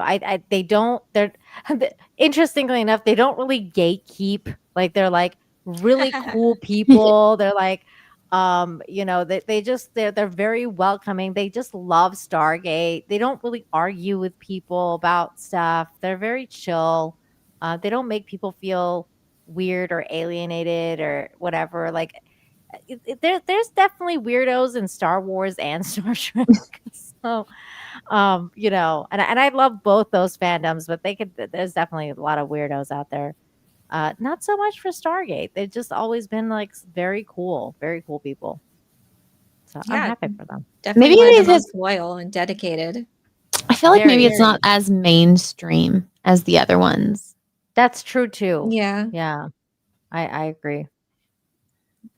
Stargate coming out. When are we going to get a new Stargate? And just the opportunity to finally tell them Stargate is coming is incredible. Well, I got to say thanks to you, Joe. You've been, as much as we've been doing over the last 14, 15 years, you've also been a tireless advocate, supporting fans and keeping some hope alive. And It's true. Like even when we were talking about it with Stargate or like the dark matter, like Joe would answer like all the Stargate questions and like he loves Stargate so much. So like at any time like we were doing like even like any of the streams and it was supposed to be about dark matter, people would come just super chat and like just ask him questions about Stargate and we just go hours and he's just talking about Stargate. It was great. They're saying he hasn't been re-educated. Joe's pretty based. Very based. Yeah. And it's not just for us, fans who grew up on the original shows. Maybe some of us watched it with our parents or with our kids. But now in those 14 years, there's a whole new crop of fans who have discovered the show on streaming or other places. We have a million questions. So let me ask, though, the one question that I think so many fans are asking and have been kind of worried about as Stargate has moved from one shelf to the other over the years. Is this going to be a reboot? It is not a reboot. It is not a reboot. It is a brand new chapter. It's its own unique chapter in the Stargate universe. So Look at that guy's reaction. I love that guy's reaction. He's just like, oh, thank God. Oh, The my wave God. of relief. I can't Yeah. even tell you the wave of relief. I have been worried about this for so long because the rumors have been swirling for a while with the purchase of MGM by Amazon and them kind of rebooting other things and they wanted to do film and television shows. That was just, it's so easy for studios to just take the easy way out and remake something instead of adding and enriching upon this universe that has been built over decades. And so, yeah, I can see the wave of relief. That's what I felt, that it's not a reboot. I felt the same thing. I feel like everybody had this guy's reaction, like, thank freaking God. I feel like it's, I guess it's just, me, but I feel like it's so much easier to do something new than to just copy something. Then it's like you have to like live under that scrutiny of like, oh, this is what came before me, as compared to doing your own thing. Like you have so much freedom to do your own thing, and it's like you have all of this stuff to base it on to help you. It's like I don't know. Like I guess that's just me, but people in Hollywood I don't think would agree with me. Everyone watching this Zoom, everyone that's like getting excited about this announcement will love the show. But the amazing thing about Prime Video is like it airs everywhere, all around the world. And so for us, it's really important to not only have it so that the fans feel like this is my Stargate, this is the Stargate I've been waiting 14 years for, but that a brand new audience can come in without having to have watched 350 episodes of an amazing show, that they can start with episode 1 of the new Stargate. This is the part that I felt especially really was a welcome thing to hear, because you want that in a new show, especially like for Stargate, which is a really it's a pretty old IP now, and I think that for the younger generation who are the TikTok generation or whatever, they may not want to go back and watch the older stuff, especially SG1's probably a little dated now. And so a lot of the younger generation aren't going to want to go back and watch all those things. So it's really good to have a show that's just, it's a new show, but it's also something new that all the new generation can get into and start loving, and then possibly go back when they're invested and they fall in love with it, they can go back and watch the older ones. It's really good. Yeah, I think that's I think that's great. Yeah, because I think it should be accessible to new fans, that they don't have to know the whole entire history. So make it, yes, this new chapter that still fits within what's already been done. So you can go back and watch all those things. And yeah, I think there's something to that too. And I don't mind them exploring something new. I want to see more lore and explored and new adventures and new aliens and all that. So I'm excited for what they can add to it. That's already I hope they that I call love. it Stargate Infinity. That'd be amazing. Oh my God. You should message Joe that. I will. I'm gonna be like, call it Stargate Infinity. I'm excited. Joe has like the best poker face too. He does. You mofo. You mofo. I asked you all these questions. I thought it was gonna be a great interview, and you were just stone cold. I'm like, I should have seen the writing on the wall there. And even Brad Wright, I covered something comments he said at some sort of a Comic-Con appearance or something that was in the wake of Wheel of Time's cancellation. And he didn't say Wheel of Time, but he was alluding to the fact that Amazon has learned their lesson, possibly. Like they know that they should listen to the fans, that they're smart, that if they are smart, that they would do that. And he didn't. And he didn't say Wheel of Time specifically, but that's when all of those fan campaigns or whatever people were talking about in the wake of its cancellation, wishing it was Rings of Power instead. But but it seemed like that's what he was saying. Like Amazon, if they want to do the right thing, if they want to succeed, you got to listen to the fans. And I can't believe like Rings of Power has a fucking season 3. It's like nobody's watching this garbage. Like, what are they doing at Amazon? Just save your money and give it to Stargate so we Well, can you know get what I more love Stargate. that's happening now is people are going and like clipping the documentaries of the making of the Lord of the Rings, and it's all going viral on TikTok and Instagram. And it's like the stark difference of what went into the movies versus the billion-dollar TV show. That's crazy. I'm just in it for the laughs at this point. Charlie Hopkinson's impressions videos of him as Gandalf and Elrond watching, reacting to the episodes are gold. So I'm excited for that. Yeah, I didn't even finish season 2, I don't think. Well, I didn't even watch somehow. season 2. I saw that clip where like they're all just standing there and somebody removed the music. And it's like so awkward. I'm like, how can somebody film this and say like, yes, that's good, cut, we're done? I'd be so embarrassed. Elrond kissing his future mother-in-law. They had to have that in there. Oh, and shout out, somebody in the chat did mention that Amazon also made Reacher and The Terminal List, which I do like. I actually really do like both those shows. I did enjoy Fallout too. It was a little rough starting yeah. out, but I did enjoy the second half. I have not seen that, so it's good. I've heard mixed things on that. So I liked it. I didn't know anything about it, and I binged it. And I guess though people that play the games don't like it. Oh, see, I love the games, so am I gonna hate this show if I watch? I don't know. I've heard the opposite too, though, that people who did play the games do like it. So I don't know. Well, see, what I heard was in the games, I guess you find something that alludes to that it was China. That was the one that started like the nuclear war, and that's what happened. So that it was China. Like if you, I guess, do that little side mission or something, you find it out. Whereas in the show, it's what the Gate Tech that did it to sell Vault Tech. Yeah, Vault Tech, whatever it is. Yeah. It is a good story. Walton Goggins is really good in it, and I will say that the his character is again, character is king, and if that's well done, and then you're gonna succeed in the end. It's well shot and well made. The costumes, the set design was really good. So yeah, it just depends on. So I should give it a shot. Yeah, is what you're I saying. would. Just If you played the games, I'd be interested to see your take on it, Nina. I didn't know anything about it going in. I enjoyed it. So okay, I'll give it a try. Thanks. Yeah. But you gotta finish Stargate first. Yeah. Yes, you do. At first, I'm going into Stargate. That's right. Let me grab this. Russell, thank you for the 2. So you've been seeing doctors this whole time? No, Russell. I got my first IUD in 2016. I got it out in the beginning of 2024 because I knew me and Peaches wanted to have a baby after we got married. And then I got one in after I had my baby. Russell Hall. You spelled whole wrong. I know. This is a show about Stargate, Russell. He's very interested in my birth control. You're interested in the wrong hole.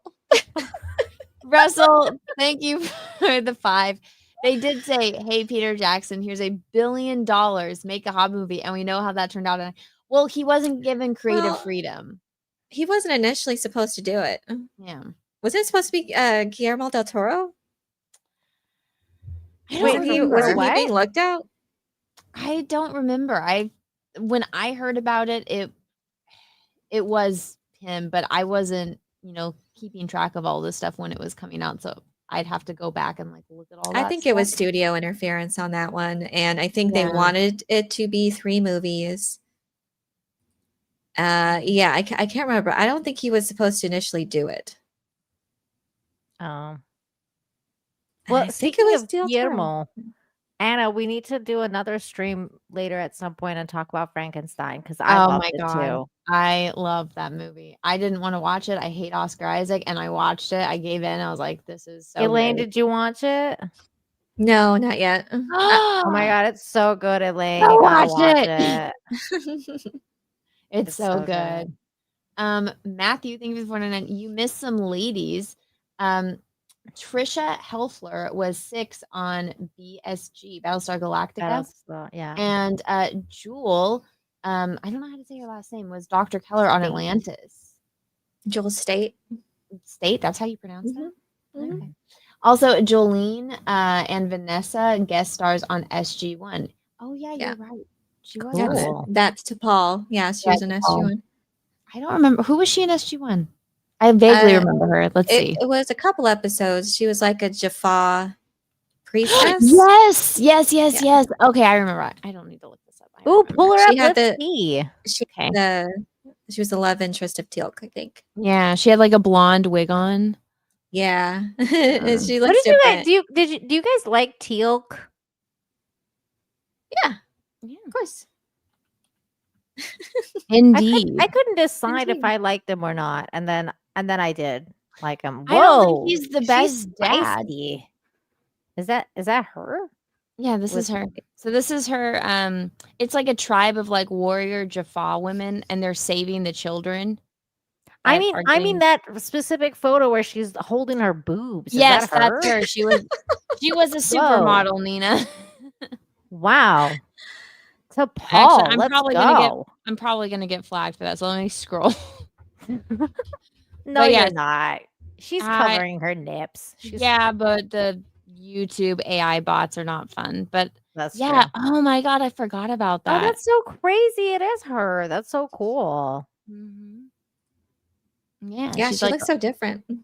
She looks so different. I couldn't stop looking at that nude one. I was like, who cares about the other thing? Oh my god. Well, then you'll like Star Trek with her in it because they have to do the whole rub down every time they come back on the show. We gotta get the germs. I love Enterprise. Enterprise is a good show. Oh yes, and by the way, for the Witch Lady for Miss Sci-Fi Universe, 7 of 9 wins with 46%. Sam comes in second with 33%, and DePaul came in last, so third place with 21%. Wow. But they are all pretty close, so I'll give it that. Yeah. It's a tough choice. I called it though. 7 of 9, man. Okay, let's get back up. Let's share audio. All right, here She's we go. got it all. Looks and brains. Exactly. I'm gonna have to dip out. I'm sorry. Oh yeah, no problem. Thank you so much for coming on. It was nice talking to you again. It's been a long time. Yeah, it was so great. It was great nerding out on Stargate, and and I'll catch up on the rest of this stream because I'm curious to hear the rest of your thoughts too. But yeah, great news. Very happy about it, and happy to be excited about something, and can't wait to nerd out in the future with y'all. Seriously. Okay, so let everybody know where they can find you and what you have coming up. Yeah, you can find me here on YouTube at Nerd Cookies. I cover sci-fi and fantasy news and lore, covering Doom Part 3, Project Hail Mary, Stargate. I'm going to have released a few videos and a few incoming on that as well. And you can find me on X at Nerd Cookies. And if you want to hear my random thoughts and memes, shared. And I think that's it. Thanks, Anna. It It's was really great good chat to with you, and see you too, you, Nina. Elaine. Make sure you watch Travelers. It's Yeah. fun. Well, All Elaine, it right. was nice seeing you, nice having you on, and I'll see you again soon. Sounds good. Take care. Bye. Yeah, guys, go check out Elaine. She's got a really awesome channel. It's called Nerd Cookies, and her videos are really good. I'm like an off the cuff speak from my mind, and I'm not very eloquent. Elaine does really tight, nice edited videos, and she obviously hasn't done her face reveal yet, so you just get to listen to her beautiful voice tell you all this cool stuff about stuff. And she does a lot of really cool lore videos. So if you ever like you're into like especially Dune lore, check her I was just out. about to say, so I really like the Dune books, and I hate these new movies. And I actually am like, you know what? There's a trend here. And I looked into it and I'm like, I don't like the director. I don't like a single goddamn movie he's made, and I don't like his Dune. Whatever you say. I do not like his interpretation of Dune. There's stuff that it could be cool, but it's like I really wish he would have read the books a little bit more. Yeah, I really do like it, but I understand why you don't. I get it. I get the dislike. Yeah, I think Zendaya is like meh.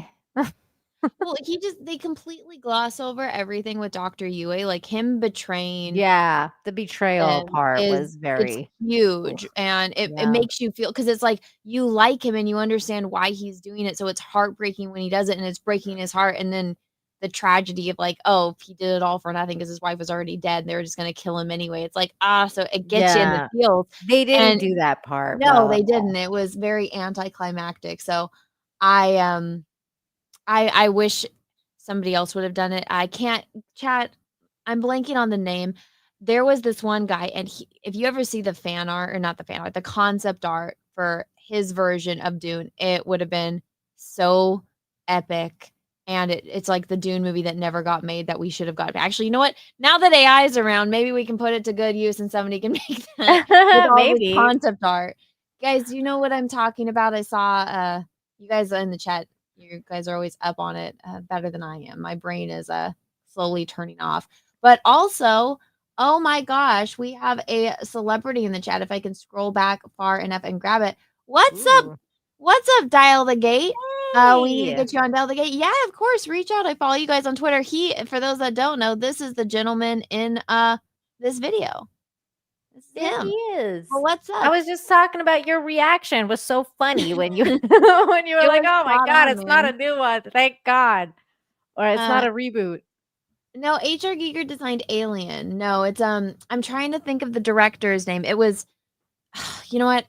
Sav would know it. It's some name I can't pronounce. Let me see. If you look up the Dune film that never was. Alejandro Jordanovsky.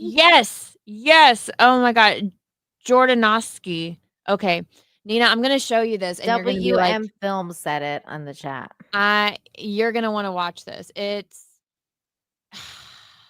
We have all the art for it. It could have happened. There's a documentary on why it didn't happen, but it would have been amazing. And well, it's weird because I really do like Villeneuve's vision. I just didn't like certain choices he made with the script.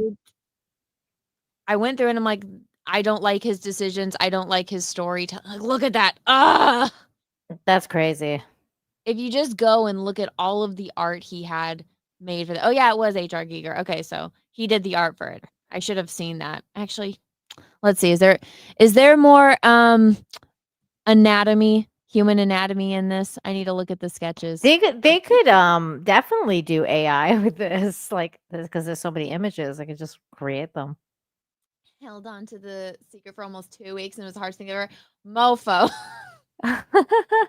I could not imagine. I would be jumping up and down with joy, but that is awesome. I'm so happy that they contacted you and you got to have that privilege of knowing and being a part of it. Congratulations, man. I would have lost my mind. Yeah, that is really so cool. excited. It was really cool that they announced it with you guys. That was that's one of the, I think that's one of the things that got us all so much even more excited was that the way they announced that is Okay. like coming Nina, to can you hold it you. down for a minute? I really have to pee. I'll be right Sure, back. go. Yeah, it's like the fact that they came to you guys because it's like it makes it even more special. Like they're announcing it like to the fans, for the fans, and it just makes it so much more impactful in that way. Because like I was impacted by seeing like Joe on your stream and just like seeing that video and being like, oh my god, no way! Like just it was really cool. It was really cool the way they decided to like break the news and like have everybody be on there and just like talk about this because a lot of people were waiting for a long time. Like, especially like I said, like every time I talk to Joe, like literally anytime anybody ever asks about anything is about Stargate.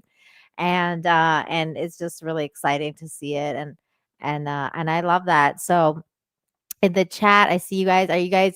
Are you guys all excited? Put a 1 in the chat if you're excited for the new Stargate. If you're somewhat excited, but you're like optimistically hope, like just like I don't know about this, put a 2. And if you're like fuck this shit, I'm out, put a 3. If you're cautiously optimistic, put a 2. If you're just super stoked like I am, put 1. And if you're like fuck this, put a 3. Then I can get an idea of what's going on in the chat. What happened? What happened? I told the chat to do 1s in the chat if you're super stoked for this, 2 if you're like cautiously optimistic, and 3 in the chat if you're like, fuck this show, I'm out. I'll run a poll. I will run a poll. I am so excited. You know what was awesome, Nina, is I got to do a video where I was like jumping up and down with joy. That like never happens. I know, dude. I watched your video today and I was like, oh, I'm so excited to see Anna so excited. It's nice to see Anna be excited about it. Bitcoin put 1, 2, and 3. Oh, okay. That's a shift from super excited to cautiously optimistic to fuck it, I'm out. Numero 1. Holocron says, fuck caution. It's true. But yeah, I'm excited too. I'm like, I think it's the weird part is I think I'm more excited for Joe than anything else because I just know that he's wanted to do this for a long time. So I'm like just really excited for him. Okay. So I put yes, no, I've been betrayed too many times, or never seen it, so IDK. So Okay. I gave you guys that maybe option. Okay. There you go. But yeah, I'm so excited. I randomly just I was like, okay, I'll just, turn on Stargate to see if like my baby will watch it because she'll watch Star Trek, which is awesome. That's really cute. Which Star Trek? Like old all of them. OG or which one? She'll watch. I think it's because it's bright colors, like primary colors. So she just watches it. This last week, because sometimes she'll watch it, but usually when she's getting tired and drinking her bottle.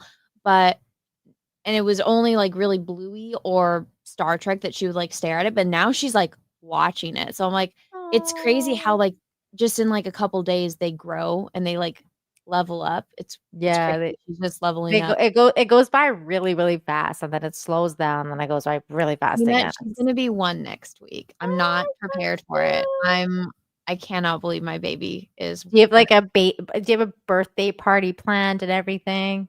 Yeah, we're having it at my mom's house. We have like 100 people coming over. Wow. Like so you're ready. I know. It's a big deal. Everybody is like, it's like a mini family reunion every time. Is she your mom's first grandchild? No, because yes. your brother has one, no? Like your brother? My brother, his fiance, he started dating her when her youngest one was like still in diapers. So I've been in their life for over 13 years. Oh. Because now like the middle one just graduated or is about to graduate high school this year. And then the youngest one is a junior in high school. So actually it's got to be longer than I've been in their life. I've been in their life for so long that like they're my niece and nephews.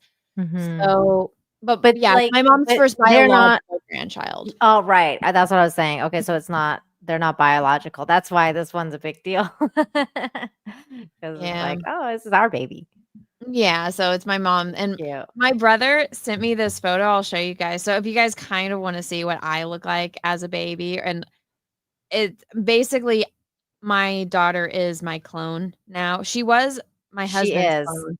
So this is a photo my brother sent that he found of me and him. There's a big age gap between me and my brother.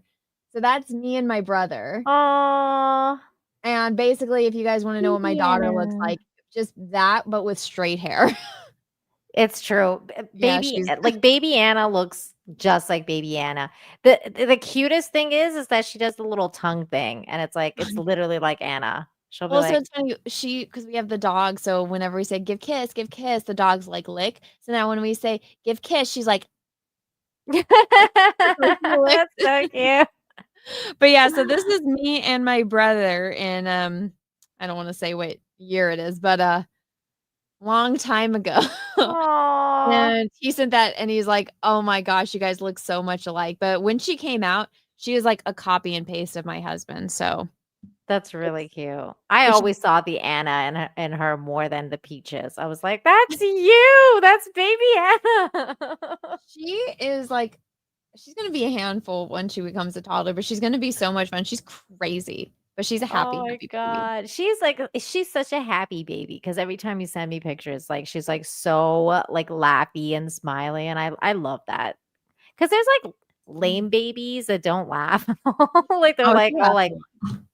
they're like the pouty babies, but your baby is like a smiley, happy baby. It's really She's cute. a very happy baby. I love her so much. She's the happiest baby. But I turned on Stargate today, and it was the episode where I just heard the guy's name. Remember, like they go crazy because, or Daniel goes crazy. It's that guy that created the virus that's supposed to kill the gold in you, and if you don't have a gold in you, it makes you go crazy. And it's Makes like the you go little crazy. Yeah, the yeah, little yeah. things that come out of their ear. Yeah. So I was just watching that one, and like she looks up to it at it from time to time, but because there's no bright colors, she's like not very interested She's like, unless it's the intro or when the gates activated. Then she's like, and I'm like, yeah, okay. because that thing looks trippy. You're like, whoa, what's that? Michello, that's his name. Michello. Yes, Michello. thank you. Yes, Michello. Yes, that one. He annoys me, but I think he's supposed to be annoying. I think so. Yeah, Oh and they're all talking man. about Hathor, and I was like, "Oh my gosh, it's like season 2."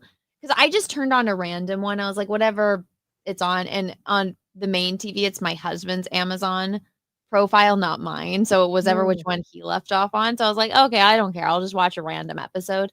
And so Mhm. it was that one. And That's cool. I was just like, "Okay." So it's interesting seeing her react to things or not react, like what gets her attention. It's a lot of fun. That is really cool. So, but which Star Trek do you mainly watch with her though? Like OG or We go TNG through or? everything. So, Okay. like, if we finish a series, then we'll jump to another You one. just go to the next one. Yeah, but because I do that Star Trek show every Wednesday, Yeah. I have to watch an episode, and she, like, just watches it because Oh god, that's it's so the cute. bright colors and the music, Yeah, because the so OG one has such bright colors, so like it makes sense. Even TNG like has a lot of bright colors, but DS9 not so much. Like I feel like I don't know if your daughter will get so we're much on into DS9 DS9. right now because we finished, Next Gen, so we're on DS9. We're on, Mm. like, I think season 3 now. No, we're in season 4 because Worf is there. So, yeah, she can watch from time to time, but it's certain things that'll pique her interest. I don't know, maybe next week she'll be, like, completely invested. I don't know. Oh, that's so cool. That's so cool. Wow, you're Yeah. getting her started young. That's great. You know what, Nina? The thing about kids, it's like you have to watch whatever's on TV, and so I'm like, all right, if I have whatever you're watching, I have to watch. I have to like it. He just tried to turn on the Miss Rachel shit. I was like, not when I'm home. I'll watch Bluey.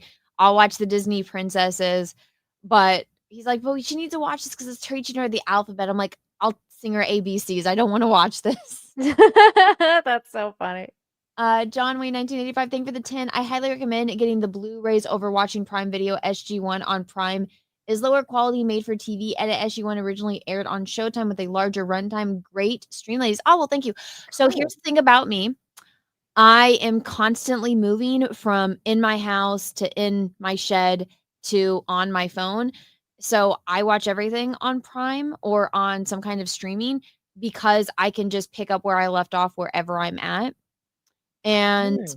I don't have a Blu-ray player. I don't care Mm. about the quality. 99.9% of the time, it's something that I just have on in the background that I look up at from time to time that I'm mostly listening to. Wait, Because but the made for TV edit, that sounds like they're cutting it. That's not Well, cool. I don't mind. I don't really need to see nudity. Like I had Oh, never okay. seen the I had never seen the unaltered first episode. I Okay, didn't I'm know like, that I didn't know there was another version of the episode or like yeah, that so there's it's like full nudity. frontal nudity for Daniel's wife. I'd What? only ever seen the edited version. Yeah, go Google it. Just I'm gonna Google go look for the unedited version now. Well, let me just say I don't The need to hell? see it. I'm not watching sci-fi shows for the sex appeal, and I don't need to see the adult time stuff. If it's like gore, like they're getting mauled to death by an alien or it's like a fight to death, that's different. I'll watch it, but I don't Speaking really of which, did you watch Prey? Like or the new one?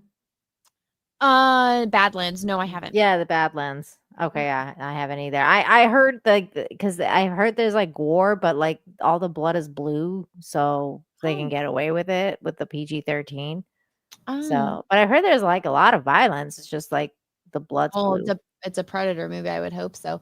But, Yeah. thank you for the recommendation, and also, I'm glad you're enjoying the stream. Please smash that like button, it does help me out on the algorithm. Remember, I'm still digging my way out of this stupid strike, which, by the way, AI bots, please don't strike me again.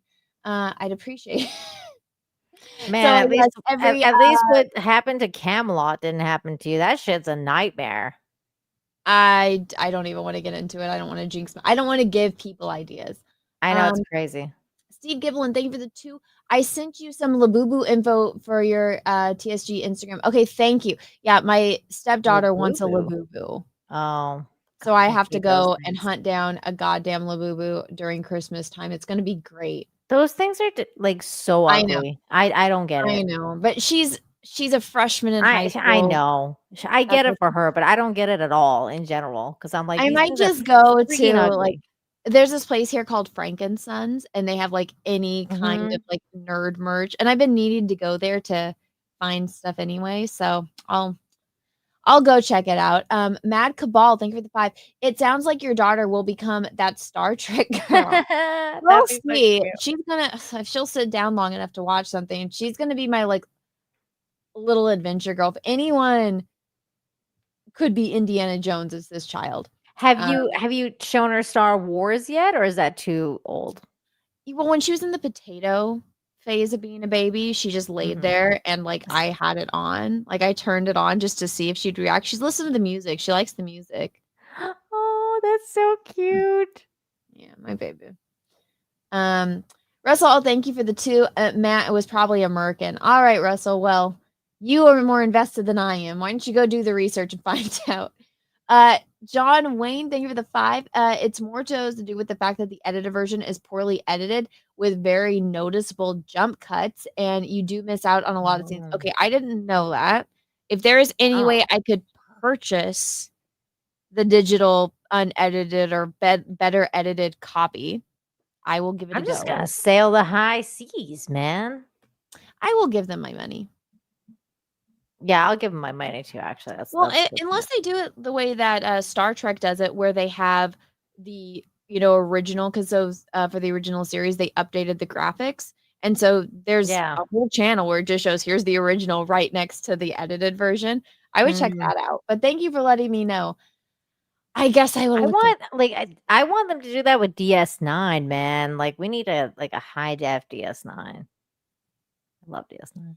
Yeah, I'm fine with the older version. Maybe I'm just like so set in my ways that if I can't see the grain of God, the you're film, such a boomer, Anna. God. I know. Well, I'm at that point where when I'm watching a show, I don't want to see every pore on the face. I agree. I like That when I'm I agree watching with you. Frasier, I can see like the grain. lines from the film. Yeah. I can see Yeah, that. I yeah. like that. I'm rewatching Frasier right now. I'm going through like a phase of like rewatching Frasier right now. Well, I guess if there's like unedited or not unedited, but better edits out there with like longer Mhm. scenes, that I would be interested in seeing, but I don't need to see high def where I can see the pores on the skin. I know that's why I don't like 4K stuff. Everyone's like, get a 4K camera, get a 4K TV. And I'm like, I don't want to see people's like pores, man. I don't care about 4K. Also, I think when you're watching an older show, if you up the high definition, it makes the special effects that were just kind of hanging in there, Yeah, like a it's lot even more more dated. apparent Yeah. how low budget they were. Like, True. the interview that I wanted to EVAP, but I don't know if I'll have time in this stream. But Michael was talking about how like on the guns they had like latex gloves, and I had never like looked close enough to like notice that, and I don't think it made it in the cut, but just talking about what a pain in the butt that was, and I was like, oh, that would drive me crazy. Now that I know, I'm gonna look for it, so I wish I didn't know. Yeah, some of those things like that's why I haven't watched a lot of the behind the scenes stuff for a lot of this stuff is because I'm like, I don't want to know. Like I want like I when I watch those shows, I want to like think about being in there. Like I don't actually want to know how the sausage is made. You know what I mean? Like it's pretty cool. Matthew, thank you to on Prime SG1 white background version is all 16:9. I hate widescreen. I hate it. That's just me though. But thank you for the recommendation. I will go after this and do my due diligence and look about. Hey, guess what's about to happen Black Friday? Thank you for telling me this right now. Yay! Black Friday, Cyber Monday. There's 3 actually, okay. There's a few things I need to buy. Okay, so Nina, I have to buy my mother-in-law like a fairy kind of wood house planter for her garden. For my father-in-law, I'm getting him a bird feeder that you put up on your window and has a camera. So you can like Ooh, I love those things. And then Yes. he just said he wants like moccasins that are like have better soles because he like wears through them really a lot. And then my stepdaughter, I need to get her a Labubu, and I'm gonna get her Beats headphones. Nice. So I gotta get those. And then the baby we already took care of. I can't think. I think that's all I have to get for Christmas. So I need to get those. So if I get good deals on them, maybe I can get my Stargate stuff. Yes. Yeah. Well, you know what? I might do that because, like, now you made me remember Cyber Monday. So maybe I Yes. will order the Stargate series, like Blu-ray, on Cyber Monday or whatever. Or I think that they do it for a week, right? Like Cyber Monday week or I whatever. mean, I feel like it's been going on. It's like a whole month. It's like forever now. Yeah. What was I just about to ask? It was kind of important, but I just had a complete brain fart. Oh no. Was it about Stargate? It was Stargate. I know. See, this is how I get closer to like the night. Russell Hall, thank you for the 2. I want to see that pores. I know you do, because you're gross and weird. Russell, you're a special person. You are. E. Morris, thank you for 2 Rumble rants in a row. We will know more about the leanings of the show when they announce the cast. That usually lets you know the direction they're going. So this is something that I'm noticing everybody that's giving this show like grief on Twitter. I've either never watched the show and they already have a bad taste in their mouth based on what happened with Star Wars and Star Trek and Lord of the Rings. Mm-hmm. It doesn't matter what type of people they cast for Stargate. Stargate has always had people of every background, every skin color, even gray. Every part of life that you can find on the planet Earth has always been incorporated into Stargate, and it makes sense. It's not the DI stuff that they're trying to do, like especially in Star Wars. So I feel like people are gonna see something and be like, oh, rah, rah, rah, rah, rah. And it's like, no, but this has always been in it because that's part of the story. It's like us right now, present day, and happen to find a Stargate and interact with alien worlds and alien technologies. And it's literally, you go and look at people in the military, you'll see people of every walks of life. So it will make sense. So I don't like people immediately jumping on, oh, because this person's X, Y, and Z, it's going to be DEI. It's like, well, like everyone's saying that because it's Amazon mostly. Yeah. Like everyone's like, oh, it's Amazon's gonna suck because of Rings of Power, and it's like, well, they've had Reacher, they've had Terminalist. Like I that's why I keep trying to remind people it has to do with who the showrunners are, and who the writers are. Rings of Power did not have good showrunners. Did you guys see the video of the fucking writers that they had taken to think that they were a bunch of fucking blue-haired freaks that were writing for that show? So of course that show's gonna suck. Or Well, like the you know showrunners. Those you know are what's awful frustrating? people. So like the one elf guy, like I didn't think he was particularly a bad actor, but it's No, like he's all right. it's the middle, it's the second age of Middle Earth. Where are you going and getting like a buzzed fade, man? Yeah. I mean, You I know? even like that Persian girl that was in it. Like I was like, she's all right. Like acting wise, like she's okay. But it was like, There's this funny meme and it shows make any sense. Boromir in the Fellowship of the Ring, and then the one guy that's on Numenor, and it's like Gondor at its weakest versus Numenor at its highest, and like just the level of costuming. So Rings of Power, it could have been great, and they just threw it Yeah. away because they don't care about the story. Dude, no, like it's like Rings of Power, like they went way overboard with the CG. I honestly, I'm with you because I watched your video earlier and when you were saying like the money laundering thing, I'm kind of with you on that because I'm like, where is this money going? Because they had literally zero costumes. They had one giant green screen room where they did everything on green screen. They didn't go on location. Like it's not like they're spending money to go places to film because going on location costs a lot of money. But like they didn't have sets. They only had a green screen room. Like the whole bit in the first season, because I didn't watch the second season, but in the first season when they were doing that whole bit of them being on the sea and like that whole bit is just like her on a fucking plank in front of like a green screen the entire time. And then like it's just like that they're always in front of green screens. There's nothing happening. I'm like, okay, so where is this money going? Because your costumes suck. They look like shit. They look like something like every generic sci-fi thing ever. The excuses. So people, the reason why things are so popular is because they make them in a way that's good and it becomes iconic. Peter Jackson's elves are iconic, and then everyone's arguing about, oh well, that's not exactly in the book. That's his version of it. I'm like, but his version is good, so just do that. Yes, exactly.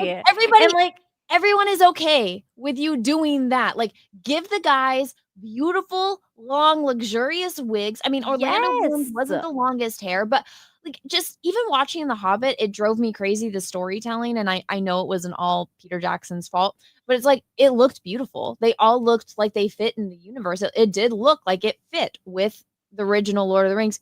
There was significantly more CGI and it stood out like a sore thumb, especially in certain scenes.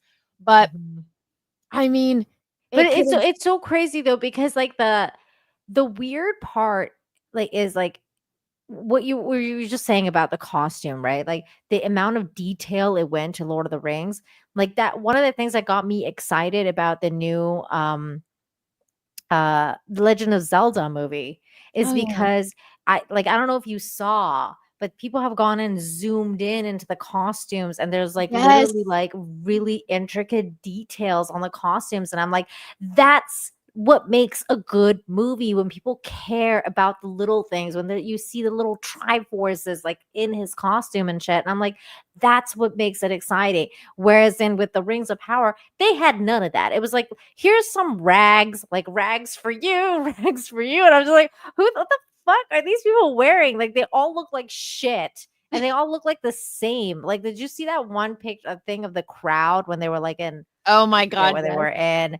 But they all look the same. I was like, this is so bad. And it's so bad because you know how much money they've put into it. So you're like, I don't know where this money's gone.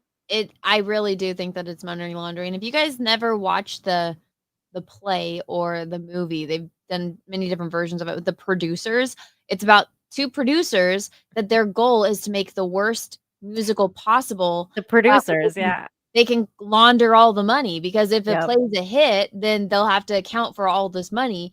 But if it's bad, then they can just write it off like, oh, it was bad. That's why. And so that's what it's about. And I feel like that's what a lot of, because in my mind, there's no reason why you should have $1 billion and make something so monumentally awful. Like, there's got to be thousands of people working on this, and nobody's saying like, hey, this is bad.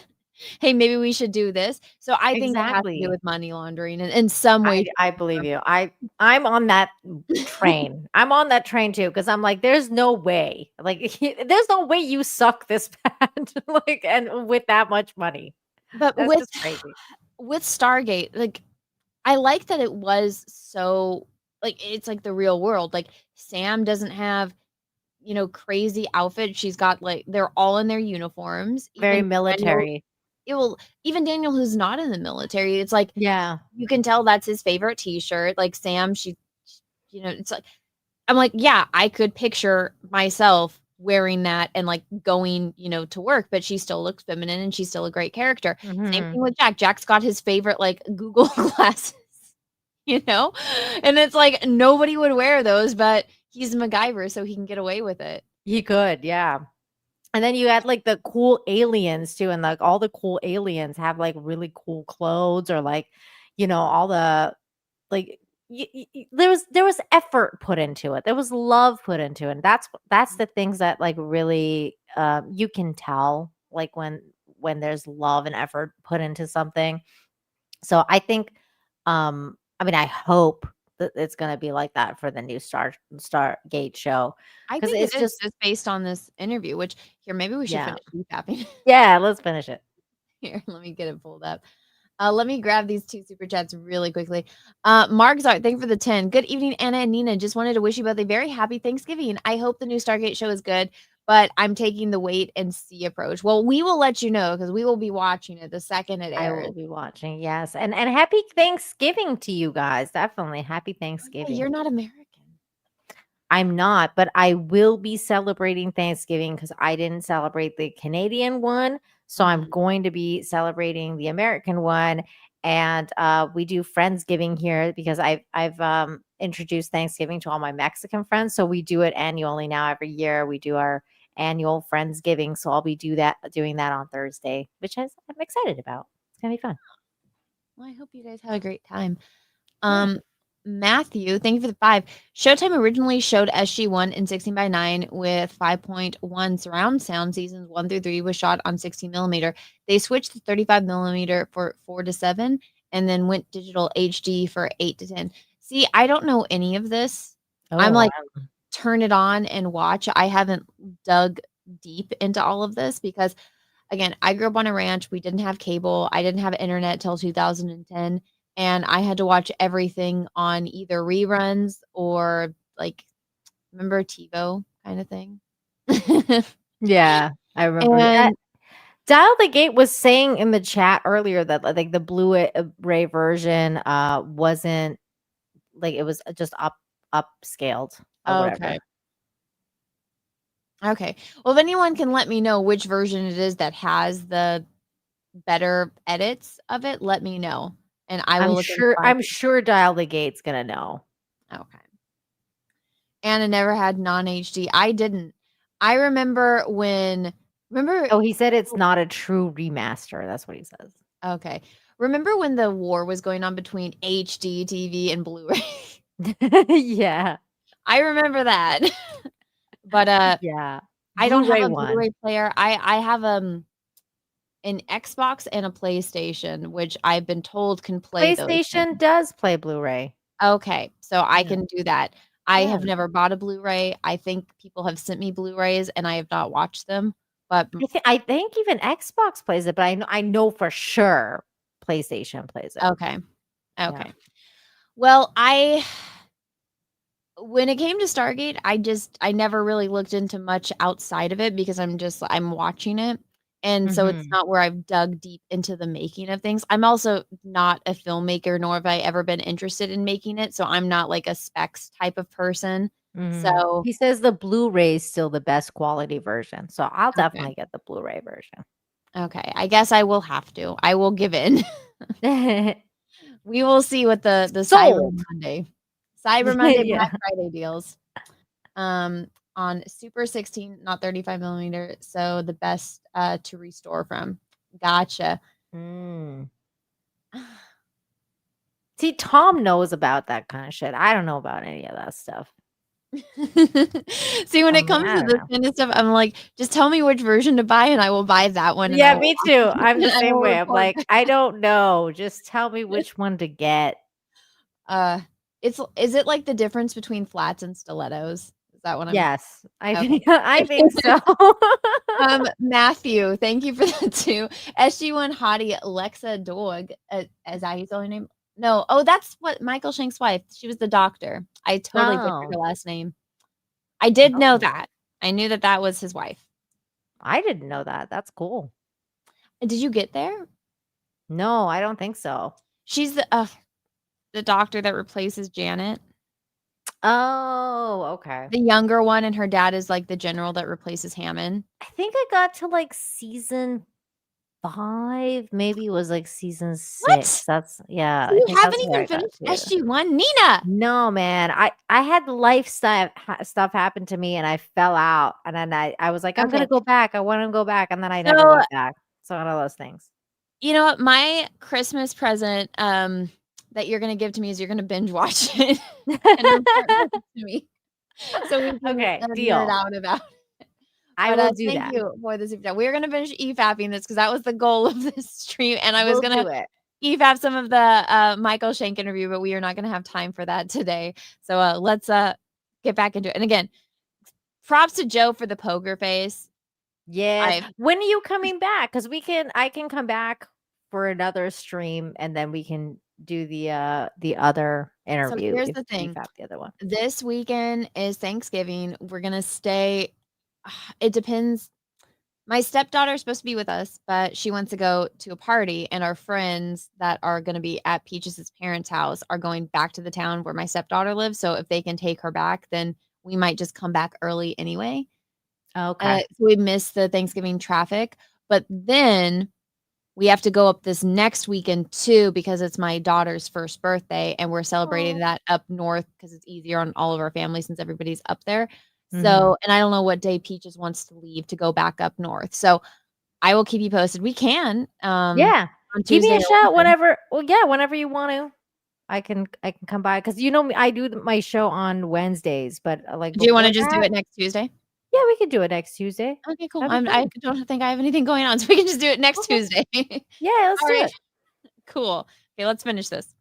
Watch everything else. It's just extraordinary that finally a show that's been designed for a global audience will be able to be seen simultaneously by a global audience. And you have no idea how excited that makes so many of us out here who didn't get to share it all at the same time when it aired. So the next question I want to know is, are we going to see any familiar faces? Listen, for Seriously. another time, most of the world is finding out at the same time as everyone. Look at his face.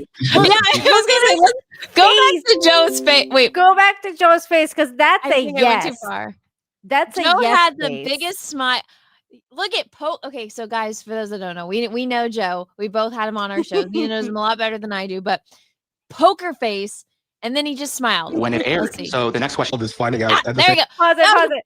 No, That's the face he gave me when I asked him, like when I was like streaming with him, and I was like, so do you have any Stargate news? And he gave me that face, and I was like, there's something happening, Joe. Just tell me. And he's like, he wouldn't say it, but he kept smiling like that, and I was like, I knew it. Like I just knew that something was going on. That was funny.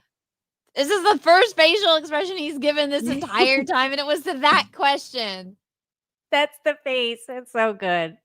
See, know there's people coming back. That's a yes face. It would make so much sense to have Sam be the general. Mm-hmm. Or Woolsey. Mm-hmm. Mm-hmm. Well, Woolsey's not a general, but you know what I mean. But yeah, he's got to be the general now. Well, you know what's crazy? So, I mean, she's got to be the general. I know you didn't watch Atlantis. So one of the things about it was the main actor who played Shepard, he basically raised a bunch of funds. He got everything ready to like where they were going to film the 6th and final season, and then the studios switched, and so he would have had to do it all over again, and he just couldn't, so it fell through. But I know that he would probably be down to come back. I follow him on Instagram.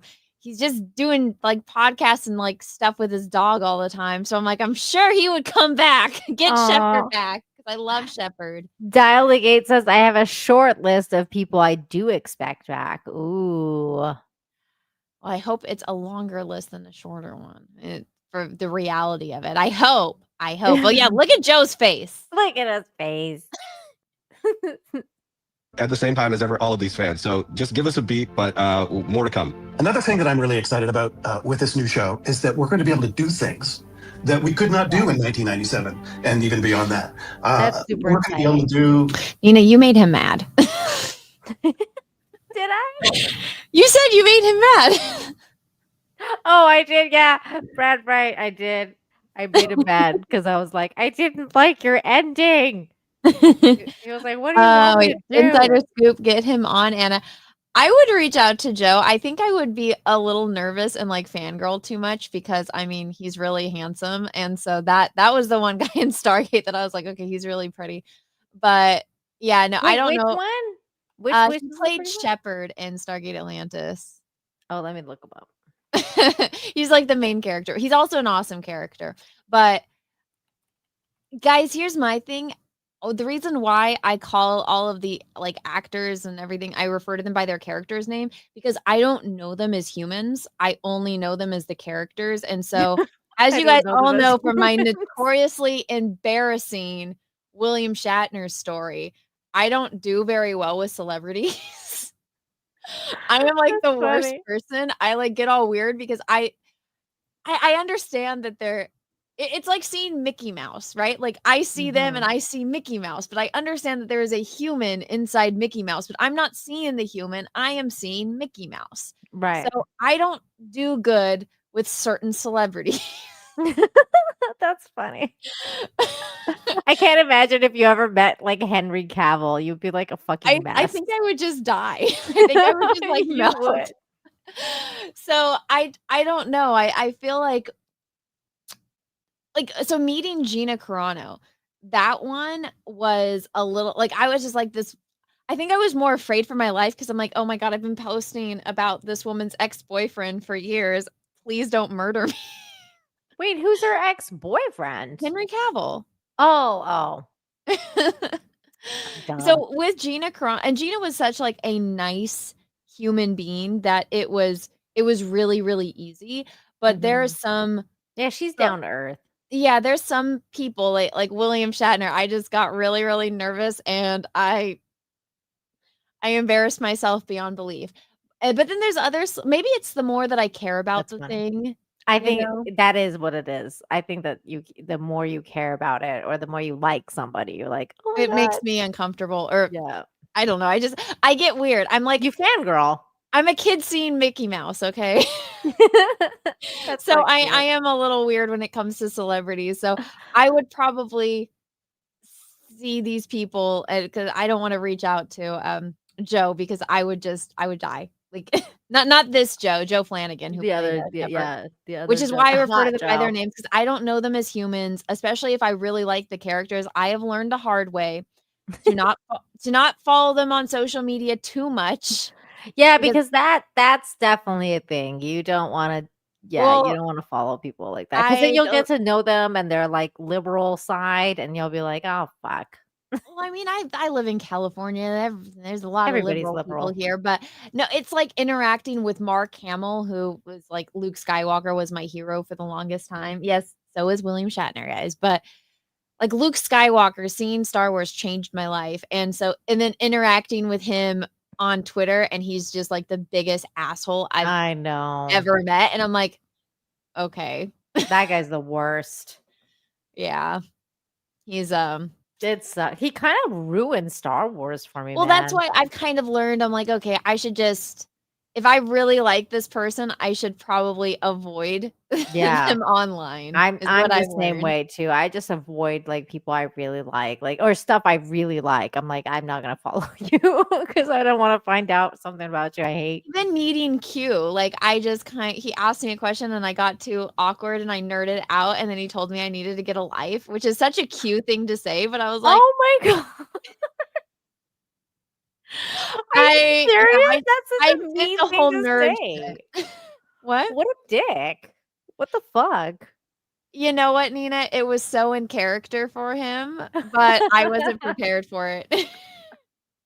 So yes, that is a very cute thing to say. That's true. I'm not good around celebrities. So no, as much as I would like to talk to actors and pick their minds about things, I've also learned that they're not the ones that make the decision. So it's better to talk to like the writers and producers about these things. Yeah, and showrunners. That's why it's fun. That's why Yeah, that's because why I then really learned a lot from Joe. And Joe's really cool. So we can just pick his brain next time.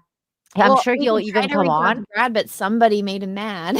No. You can invite him on. Like we made up in the end. It was Okay. fine. Yeah, we made up in the end.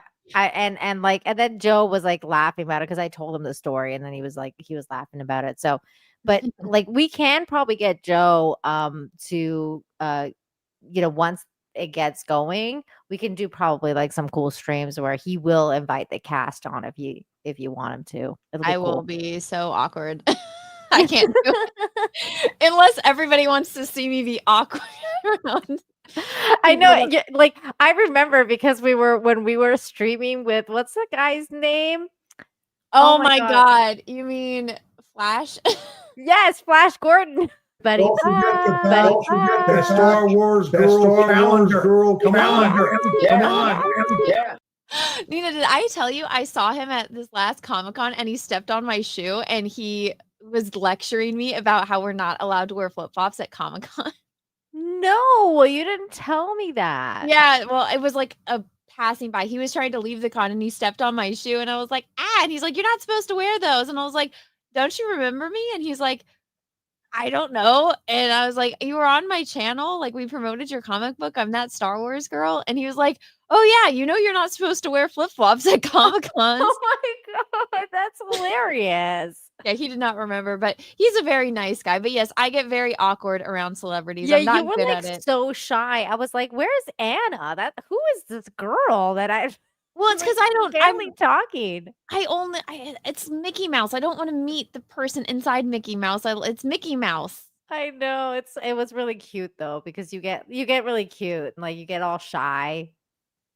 It's hilarious. It's like very unlike you. You get all quiet and shy, and you're Well, just that's why, like, when Cecil made me meet William Shatner, and I wasn't talking, so he forced me to talk, and then I cracked out the whole "You're my hero," and it was like, ugh.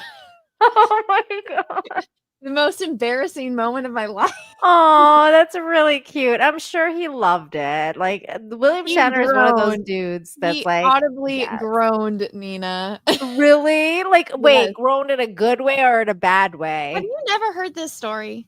Yes, I have, but you can tell it again. Like, Nina, like, ugh. Like that. Wasn't he the bounty hunter in Stargate? Yes, he was. And we asked him about it. And he was very civil about saying that they had their own way of doing things on the show. And he was very much, an outsider coming into like somebody's already set thing. Honestly, though, and I brought this up to Joe when I had him on to like segue out of my embarrassing moments to back to the show. But I asked Joe about that because it's very much like the Jim Hadar in Star Trek, the like character type. And then that's when Joe brought up how they had that woman that wrote the episode in season 1 that also wrote an episode in season 1 of Next Gen where it was like Tasha Yar and like the African alien planet. And then with Sam, it was like those samurai guys, Mongolian guys. It was basically the same plot. And I was like, oh yeah, that is true. Oh yeah. That's funny. But that was so there is like crossover between Stargate and Star Trek a lot. Like, I mean, even Q to mention is in Stargate as well. And Isn't he Yeah. in? He's in A lot of X-Files. sci-fi people, like, or sci-fi cast Everyone's filming in the always. same location. They're like, we need somebody to Yeah. come be this character. Just hop on over. Yeah, I mean, it was like that with like other stuff too, like Farscape and like you would see actors going in and out. Like you're like, oh, I know that guy from like whatever Stargate or this and that. Like all those shows kind of like I think like kind of had like same cast like floating here and there. Like once in the blue moon somebody would guest star. Like I remember like I would see Tuvok everywhere. Like I'd be like, oh, it's Tuvok. Well, there's a lot of people that aren't like main characters that are a lot of like side characters. There's this one woman who's, of course, name I don't remember, but she plays so many different characters in Next Gen. And so she's like the episode where Troy is undercover as a Romulan. She's the actress that plays the captain. Then she's in that other species where Lilith from Frasier like wants to bang Riker. Oh my god, And yes. that lady that played the Romulan captain is now like the chief scientist for the planet there. So it's right. There's a lot of crossover of different like extras. Like Jeffrey My favorite Combs. one is Weyoon from Yeah, Jeffrey Combs. Yes, he's the best, and I love how he plays and like he's got the main part in Enterprise, and he calls like all the guys with pink skins. Yeah, that guy. He's the best. Like pink skin. I love that. That was one thing that always frustrated me because Andorians were like out of the 4 founding members of the Federation. And we needed more Andorian stuff. Andorians and Tellarites. Yeah. And then they brought them back in Enterprise. So the only time you see an Andorian in Next Gen is when Lau is picking her body and an Andorian is one of her options. And that's the only time you see him. I was like, why aren't there more Andorians? I know we needed more Andorian stuff, like just generally speaking. But then they fucking went and fucked up Star Trek. So now we can't have anything nice. I know. It's like, it would have been nice to like explore all that and like Discovery and all these new fucking shows they got. But like, they all suck. So it's unfortunate. Okay, let's get back to the EFAP because we get sidetracked very easily. Almost anything. In terms of visual effects and everything our imagination can come up with now, I won't be the guy in the office saying no to because we can do stuff now. I've said on stage, Stargate matters. It matters to us. It's not just a show. This is a franchise. This is a world that has brought people together. It's helped people connect with their family, and it's helped us to make new friendships, including with you guys. So the fact that we get more of it is just a joy. So of course we're making the show for the fans, of course, but we're also making it for people that have never watched Stargate and potentially don't have a sci-fi franchise they even like. I think what's amazing about the Stargate construction is that it takes place today. It takes place on Earth, the Earth that you recognize. But yet this gateway to the stars allows us to tell these amazing stories with epic scope, incredible sense of humor, and again, like a sense of presence in the real world. I think. Okay, so a lot of people are upset about just that sentence, like the real world. And I'm just like, I don't think you've ever watched Stargate because Stargate has always been set in the real world. Yeah. Yeah. I think it's like because they associate it with like modern audiences and like modern whatever. So they think like that means like that's bad. That the craziest part is I get it. Like I completely understand why people are so like it's like the hesitancy. Like I totally get because I mean, they've ruined freaking everything. They've ruined everything we've lost. I wish it didn't take place on Earth. We don't know if it takes place on Earth or not. We don't know. It could be like Stargate Universe or Stargate Atlantis. Heck, it could take place on like the Asgard homeworld. We have no idea. We don't know. Remember the planet where it's like the dragonfly bugs? Maybe they retook that. Maybe they found some kind of steel suits. Maybe they got the replicators to work with them and make some kind of body shield so that way they can eradicate all of those bugs because that was a pretty nice metropolis that they went to. It was like one of those episodes where they have a lot of CGI and it worked out. I mean, it doesn't have to be on Earth. It's just taking place right now. It's not in the near late future. It's right now, which was one of the great things about Stargate. And I think that's why so many people, you can just turn on an episode. It's like, I don't need to know where this technology came from. All this is like, oh, it's just right now. They have iPhones. Okay, so it's taking place right now, and this is the technology that the military has that it's hiding from us. I get it. I got it. There's not a lot of prior lore knowledge that you have to know to walk into it. And I think that's the point he's making. It's like anyone can turn it on. You don't really necessarily have to know the rules to it. It's like that's the military. They have some kind of specialized, alien devices that they're using. Those are the bad aliens. Those are the good guys. I got it. Go. Yeah. That's the gate. They go through it. But I mean, it could also be, I know you didn't watch Stargate Universe, but Eli could have figured out the freaking ship and could have figured out how to come back to Earth or dial back to Earth. And it could be them setting up, bases on different planets. Like that was one thing. I know that they had like alpha sites in SG1, but honestly, I always didn't understand that city was already there. It was already built. They could have, if all they had to do was eradicate those bugs, and they could have taken back over that city just like they took over Atlantis. So, I mean, there is that. We got to see what all of the Wraith are doing. I know you haven't seen it, but it's I can't wait. I'm getting excited just to like watch the old one now, and then I'll have like something to go into. Yeah, you will really like Atlantis. I loved Atlantis. Like stuff happens at the end of season 3, but like the first 3 seasons are so freaking good. I can't wait. It's gonna be like I'm so excited just to be able to watch all this now and like have something new to watch. It's great. But just read the private chat for a second. I will be back in just a few minutes. Okay. Okay. Nina's got to take care of something. I will read these super chats. Wolverine, thank you for becoming a new member. Thank you very much. Russell, thank you for the 5. Did it help the shyness when you were talking with Flash Gordon, being able to picture him fully naked? Russell, I could not picture him fully naked. I have not looked at those. What is it, Playgirl? I did not look at those. I know that they exist thanks to you for sending me a super chat about it. No, Russell, I understand. Boys have anatomy that's different than girls. I'm a grown up. I have a baby. I know how all that works. No, it's when it comes to celebrities, I don't know them. I know the characters, and because it's kind of like the whole thing with YouTube. It's like you have that parasocial relationship with these characters, and then when you see the actor in real life, I don't think about them like, oh, that's Joe Flanagan. I'm like, that's John Shepard. Like I don't. When I see William Shatner, I'm like, that's Captain Kirk. I don't know William Shatner. I know he likes horses. I know he has 2 daughters. I know he for a long time was resentful of the whole Star Trek thing, and now he's accepted it. But I don't know him. But I've watched Star Trek enough to where I feel like I know Captain Kirk very well. I know that he's real to me. Captain Kirk is a real person to me. And I know that sounds silly, just like Bluey is real to my daughter right now. Like that's a real dog, a talking dog to her. So I know I'm a grown up. I know it doesn't make sense. I know I should be able to disassociate the actor from the character that they're playing, but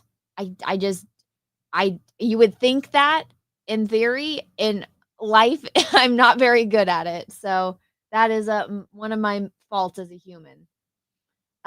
Russell, thank you for the 5. I didn't send you a screenshot about that. I wasn't going to mention it until Nina brought it up that she sent that them to you before the show.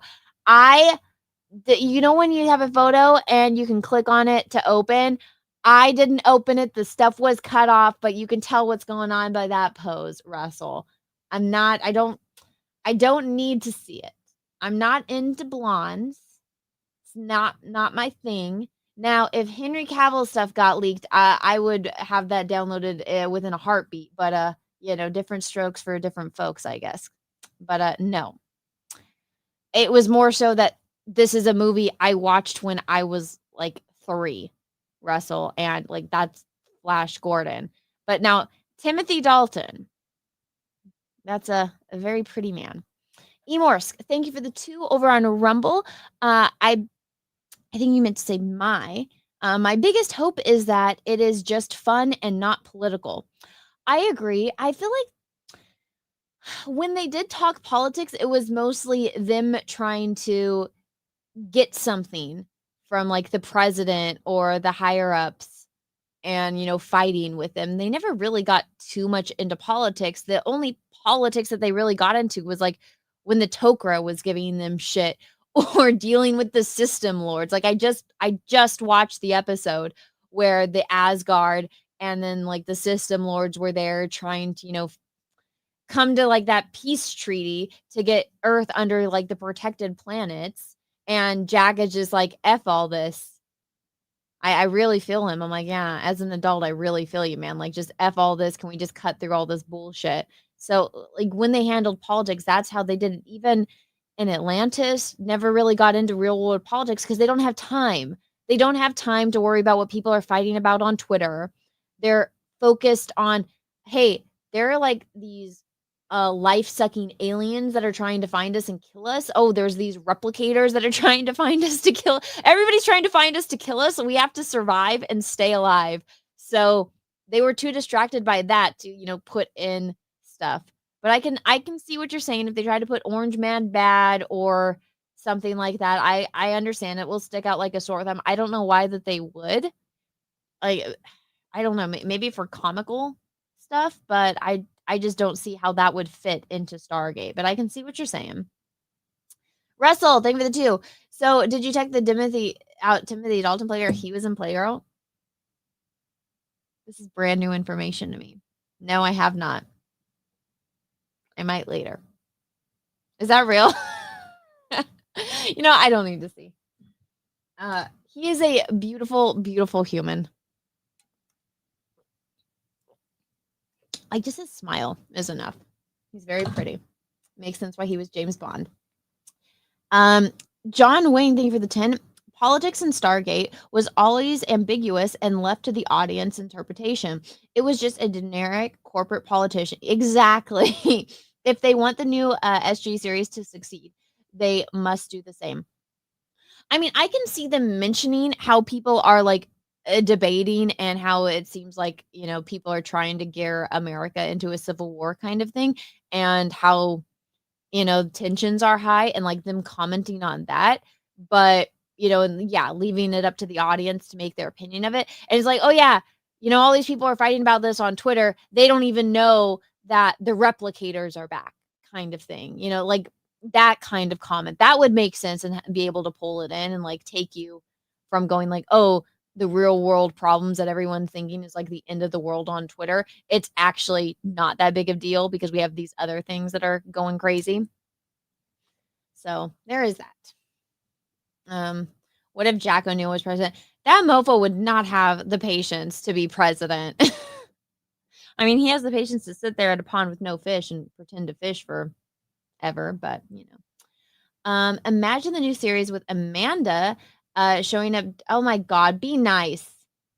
Oh wait, okay, I see. I'm so used to mean comments. Showing up dusty and disheveled, looking at the camera. We found it. I feel like that would just be picking up off of that like alternate universe version where they all stayed in Egypt. I just want it to be canon that her and Jack got married. I want that to be canon and solidified for all of us. That needs to be a thing. You back? I'm back. Okay. Yeah, I've just been talking about stuff that you couldn't talk about because you haven't watched Atlantis. All good. Okay, let's get back into this. Let's do it. My wife is not a huge sci-fi fan, and a lot of that is because like she's like, what's this got to do with me? And I think what's great about that is like Stargate tears down those barriers. This is a show for everyone, everywhere. But I will say this, a lot of speculation about what people want the show to be and what they don't want the show to be. I strongly feel that they will watch this show and say, this is Stargate. We could talk for hours, Aww. and I just wanted to be a first taste with you guys to share the excitement. Like, we're back, it's happening, it's going to be incredible, and also like, we'll be in touch. Like, this is not the last you're going to hear from us. We're not going to go away. We're literally still getting all of our socials together, but we'll be talking semi-regularly. This has been a group of people who has always been there for the fans and not cut them out of the process. And I'm just so thankful that we don't have to wait another 14 years. You guys take as long as you need. Thank you for bringing this straight to the fans. Thank you for the Stargate that you've made in the past. And I think I can speak for fandom. Thank you for Stargate in the future as well. Yeah, thank you guys. We'll talk soon. Yay. See, the stark difference between we don't have any source material. This, you're a misogynist man, baby. This wasn't made for you to, this is all for the fans. I mean, like, I think probably one of the biggest disappointment reboots was like Picard, like season 1. I didn't even watch season 1 and 2. I watched season 3 because you guys said it was good, and it was all right. Like, even right now, like, I'm still like, it was okay. Like, it wasn't like the best thing ever, but compared to what came before it and the limitations that Terry was under, he did the best with what he had. I will say that. Yeah, but still, like, it was a fucking disappointment to like have all the, like after all the years of waiting, and then you get all that. It was so bad. And then you're like, oh God, they ruined Picard. I don't think they're gonna do stuff like that with this. I think it's gonna be like, I hardly doubt they're gonna make, Jack O'Neill be a fucking drunk somewhere. Like, you're like he's like a deadbeat dad or some shit like that. You're like, Well, I don't know. I mean, maybe. To be fair, he was drunk and miserable after his son died. So I mean, that's true. That's true. He already went through that phase. I mean, if he's, how old is he now? He's like 70, right? Yeah, he's older. Yeah, he's a lot older. So I don't know if he would even want to come back at this point, like just be retired or like, I mean, yeah, he's 75. Oh yeah, like yeah, I don't even think he's gonna come back. I mean, if he does, it'll be amazing. But I think a lot of people will be excited about that. But I mean, they could always say he's off. He got promoted. He's off doing other things. Yeah. But I mean, if in his old age he wants to, drink at his pond about Charlie, I mean, I wouldn't judge him for that. That wouldn't be out of character for him being like 75, upset still about his son dying. Like that's reasonable. That's true. That's true. Maybe Sam had Jack's kid. That would be cool. That would be cool, actually. That would be cool. Darren, thank you for the 199. None of those guys have ever been hit in the face. What? What a strange comment. That is weird. Thank you for the money. I don't know. I feel like if anyone grew up with siblings, you've been hit in the face. Or if you have children, you've been hit in the face. My baby, she's doing the clapping thing now, and now she's like, she falls into it. It's like, well, bam. It's like, oh. Has she walked yet? Is she walking? She's standing. She gets around so easy crawling that it's like too much of a pain. She's doing the thing though where she like holds on to stuff and like walks back and forth holding on to it. But as far as like balancing on her own, she still doesn't have that yet. Okay. And I already know the second she starts walking, it's going to be like 2 steps and then run. Oh yeah. So I'm going to be chasing her everywhere which will be fine. I'll get back into shape. Let's see. Barb Rogers, thank you for being a member for 10 months. Drunken Wormhole Pirates, ahoy. Oh, what's up, Barb? Thank you for being a member for 10 months. Thank you. That is awesome. People are saying Claudia Black coming back. That would be cool. Is she still acting? I haven't seen her in anything in forever. I don't know. Always give another context in super chats. Yes, please. It's not like with Russell where I kind of have learned how to decipher some of the things that he's been saying. She's only 53, so she can totally make a comeback. Oh, she voice acts? Oh, that makes sense. Let me see her IMDb. What she got going on? Oh, shit. She was voice acting in Dragon Age The Veil Guard. Oh. Ooh. She was Morrigan. She's got a couple, she's doing a lot of voice acting. Wait, she was in Ahsoka? She was in Ahsoka. Ahsoka? Who is she in Ahsoka? Oh yeah, she was one of the witches. I remember seeing something about that. Okay, so she's acting then. So that she has a very good chance of coming back for this. Okay, this is the one. Yes, they need Rodney. They need Shepard. Could you guys imagine if they got Jason Momoa back? Oh my God, that would be crazy. I feel like he would do it for, I don't know. Actually, you know what? His girlfriend is really big right now. She's the one that everyone's like speculating is going to be Wonder Woman. She's the one that played Bix in Andor. She was in, so my best friend is like obsessed with The Wizard of Oz. Any rendition of The Wizard of Oz, she loves it. So the girl that Oh, Jason Momoa was this dating. girl. She's the one that was like all like she said something about her period or something. I don't know something. She I'm said glad I don't something follow this. weird during the whole Andor thing. She was like all over the news. I don't remember what it was about. No. It was Well, some sort of weird comment. The she had chat like will know. she was Dorothy in this really strange adaptation of The Wizard of Oz, and then that got canceled, and then she's been doing slowly she's been doing stuff, but she really became popular from Andor now, and now she's doing other Oh. things, and they're speculating she's gonna be the new Wonder Woman. Oh, was I just remember what it was. It was her being the first rape victim in Star Wars. Oh my That's what God. it was. That's what Oh it my was. She was like, "I'm the first female rape victim in He didn't Star even rape Wars." her. But yeah, so they could get Jason Momoa, they can get his girlfriend because she's doing TV.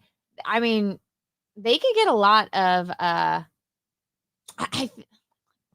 from everyone I do follow. I know I don't like what they did with their character, but they could probably get Weir back.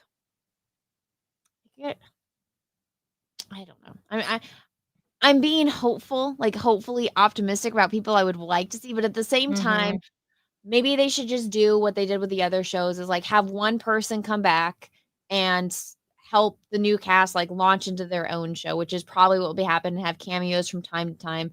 But a Agreed. lot of us are so used, like we want to see everyone. It's making us excited. But usually though, like you would like to see that in the first or second episode, and then it's like go do your own thing. You know, like you want to see like the main cast kind of like make some sort of appearance, and they're like, oh, this is what this person's been up to, and this is what this person's been up to, and then it's like, oh, and then here's the new cast, and then Well, it's like, that's what okay, they you guys did go with do your own thing.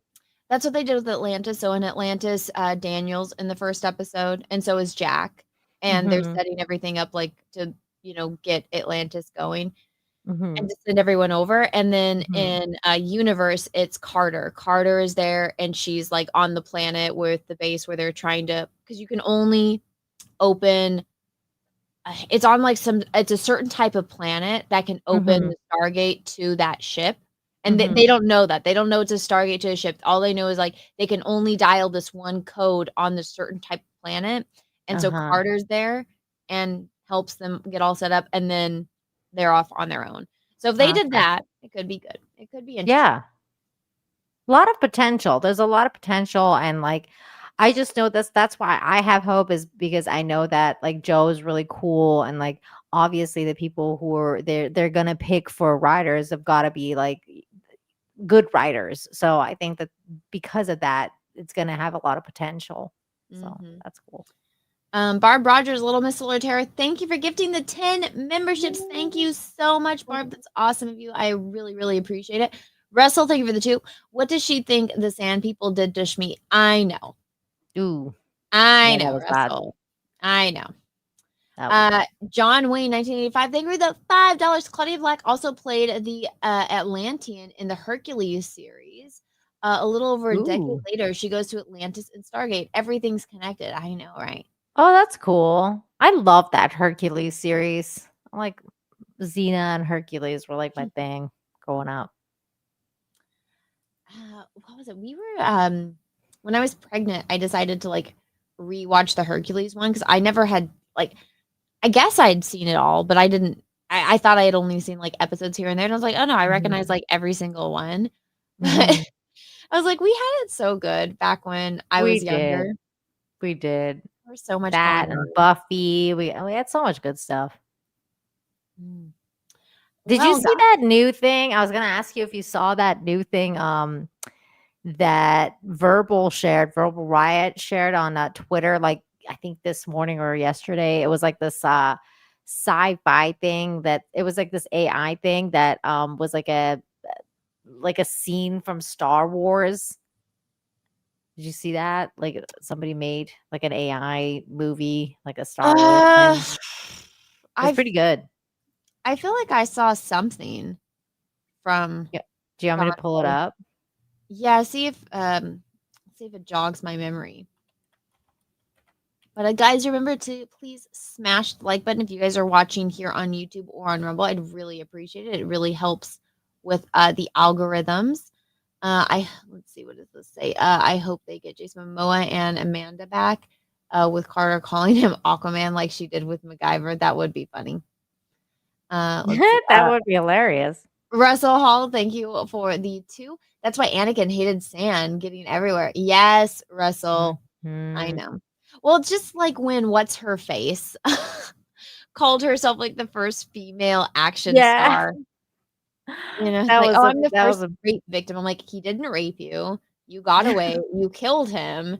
I think Jennifer Lawrence totally learned from that though. She's kind of based now in her interviews. I think she got a lot of media training because she was also involved in the whole scandal with Miley Cyrus and Liam Hemsworth. Like, oh, I didn't know that.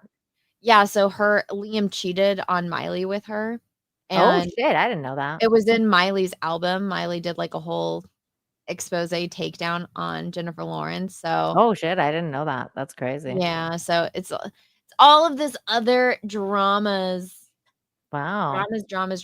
So yeah, she was in a bit of a pickle. It's also one of the reasons why she's like desperately trying to get Christopher Nolan to cast her, and he just will not work with her. Ooh, She that's causes too much crazy. problems, apparently. I want to watch her new movie with Robert Pattinson. Oh, that's where you can see the interviews where they're talking about people keep asking him about working with Christopher Nolan, and the whole time she's like, yeah, it's nice getting calls from him. Yeah, Christopher Nolan rather work with freaking Elliot Page, apparently. Fucking sucks for her.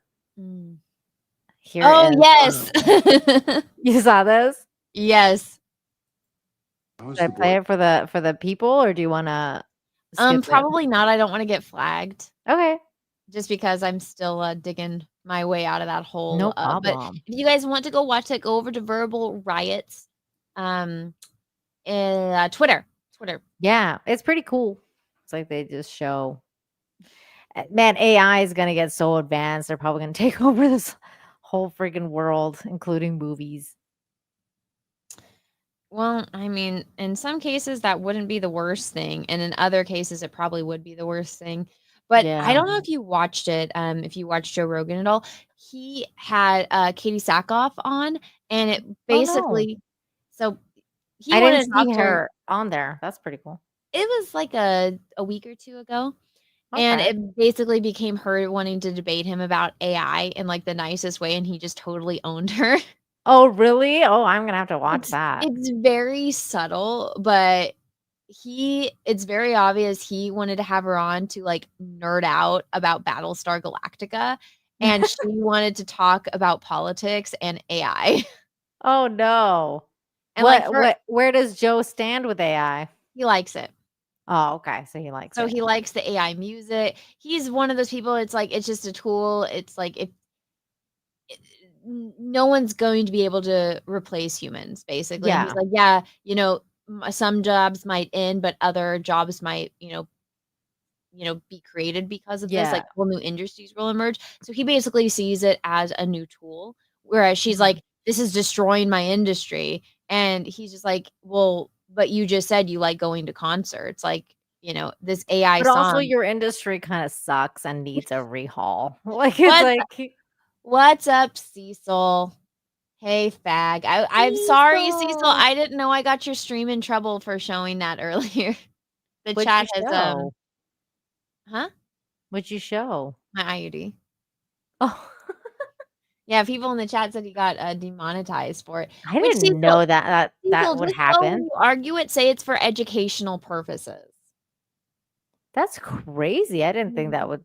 What the hell is going on with YouTube lately, man? So It's what just some of the happened with weirdest YouTube shit. is they implemented a bunch of AI stuff. So a lot of channels are just getting struck. So what you have to do now is you have to give a very detailed description of what is in your video or what you're showing in your stream. So before the stream started, I wrote a whole paragraph of what we were going to be doing. I said, wow. This is me talking about the new Stargate announcement with my guests. We are going to watch, these announcement videos and provide our commentary on them. So when the AI is going through your channel, if it's possibly going to get struck, it scans that first. And if what you say you're doing is in the video, it's okay. Oh, So wow, okay. I had to take like the training because I had a warning and then I had the strike. You So I did had the training thing. I That thing did, is and it so actually was stupid. like it showed an example of like people looking at like you know those like feminist protests where they're walking around like topless with like the stuff painted Yes. on it. So if you Yeah. just show that, you'll get flagged. But if you write in the description, we are providing commentary on this like social political experiment that feminists are doing where they walk through the streets with their breasts exposed, and me and my co-host of the show are looking at it and providing commentary, then it's okay to show it. Wow. Yeah, so That's you just crazy. have to You have to be really detailed now. you have to give a very detailed explanation as to what you are showing on your video or on your stream, and then the AI will see that, and it's like, "Oh, if what you're showing on the stream is in the description, you're good." Wow. Okay, good to know. Thanks, Anna. You're welcome. It's weird. I'm never gonna like be like, oh, off the cuff, we're gonna watch this thing now. It's like, now, if it's not in the description, it's not getting played. You can always just really quickly add in the description, like just bullet points. Right, yeah. Like you would have to, but that's what I would do is like first I have to add it to the description where you then I'll play the damn video. Well, and you're not allowed to like watch, so it said like nude yoga. Because that's a whole section that's Yeah. on YouTube. So if you're watching nude yoga and commentating on it, be like, oh yeah, that's a good yoga pose that'll help stretch like these muscles. You can do that, but you can't say, oh wow, that chick's fat, or wow, that chick's so hot. You can't do that. That guy's dick is really big. Yes, you cannot do that. But Joey in the chat said AI is the new hall monitor. It's true. It really is. Freaking hate hall monitors. Hey, Cecil, I sent you a link if you want to pop on and chat with me and Nina for a bit. I don't know how much longer I'm going to be going, but if you want to, you know, you can come and yell at me for getting your stream demonetized. I'm sorry. It's not worse than what he did to your channel. So it's okay. To be fair, that wasn't really his fault. Like what we were looking at wasn't anything we had never looked at on the Jack show. Out of all the things that I could have gotten flagged for, that was not what I was expecting. That was a little bit more tame, you know? Yeah.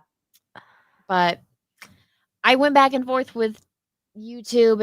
It sucks, but you know, at this point, it is what it is. I just got to wait it out. But I need to be very, very careful and follow the rules to a T. But in case anything happens, guys, I am on Rumble, I am on Twitch, I am on Twitter, I am on Instagram, and I am on Facebook, and I am on TikTok. It's the one that's really me, not the girls that use my photos and steal my content and pretend to be me. It's the really me one. So yeah. People pretend to be you? That's crazy. Yeah, so I didn't know about this because I don't use TikTok. One of my real life friends said, like, hey, there's this girl. Her name is that Star Wars girl. She has your profile picture. And what they'll do is you made one, right? I did make one after I found this out. There's a couple girls that do it. I know there's this one girl, she's Asian. She makes an Instagram profile, a Facebook profile, and a YouTube account where she just mirrors all my content. She does that every few months or so. And then YouTube's really good because the second I know that she's done it on YouTube, I know that she's done it on Instagram and on Facebook as well.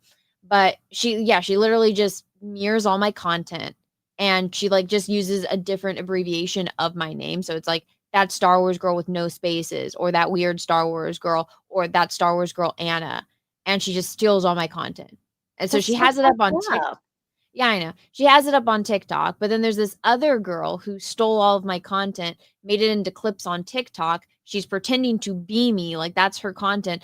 And then she stole somebody else's content. And I guess that's just how people do it to grow. So they have big platforms and then they start doing their own thing. But yeah, it's messed up. I tried to report it, but TikTok doesn't do anything. Bastards. Yep.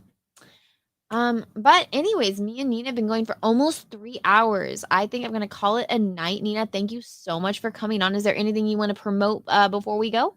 Yeah, tomorrow I'm going to do my Wednesday show at 8 p.m. Eastern with John Talks. And I think Verbal Riot's going to join us as well. So come and hang out with us. We're going to just have a variety of topics to talk about. And then on Fridays, I do my good news show to balance out the crazy world that we talk about on Wednesdays. So Friday at 2 p.m. Eastern, if you want some good news and some white pillin', come and hang out with me. Thanks, Anna, for having me on. It's really fun to nerd out. It's been, it a is, long right? time. About something we're excited about, not something we're disappointed in. Yeah, it's really cool to like finally talk about some nerd shit with you. And that we should do another stream too where we talk about Frankenstein because I wanna talk about someone who actually watched it and like liked it. Oh my gosh. Yes. Well, me and Cecil nerded out about that like on one of the Jack shows. We were just going crazy. Link for Anna. Oh yes, I'm sorry. If you guys are on Twitch, you might have to come over to like YouTube or Rumble for the links. I was so busy writing the description, I didn't put any links in this. So I'll have to do it after the stream's over. I'll edit in all the links. But if you guys are watching, it says it on her little thing though, so it's at Anna TSWG. Oh yeah, right here. Right here are my links. But if you want the links to Nina's channel, look up Nina Infinity on YouTube, Twitter, Instagram. Are you on Facebook? No, well, I am, but nobody cares about Facebook. Yeah. So Rumble, mainly Rumble and Twitter and YouTube. There you go. And my mods have been putting all the links in the chat, so you guys can go and check it out there. But guys, thank you so much for watching over on Rumble, over on Twitch, and here on YouTube. I appreciate it. If you guys are watching on Rumble and on YouTube, please, once the stream's over, leave me a comment. Let me know what you thought. Let me know what you guys want us to talk about next time, because I think we're going to do this on Tuesday next week, and we'll eat up the Michael Shanks interview. And guys, thank you so much for being here. I hope you guys all have a great rest of your night, morning, evening, afternoon, wherever you are in the world. Happy Thanksgiving to you Americans. Happy Thanksgiving, you guys. And may the horse be with you, because we are really, really, really going to need it. Bye, everyone. Bye. I'll tell you where I thought I came in the forest, when the lightsaber goes like this and flies off. I said, oh, what a great entrance. Ah! Ray caught it? She hasn't even been to Dagobah for training. What's the deal?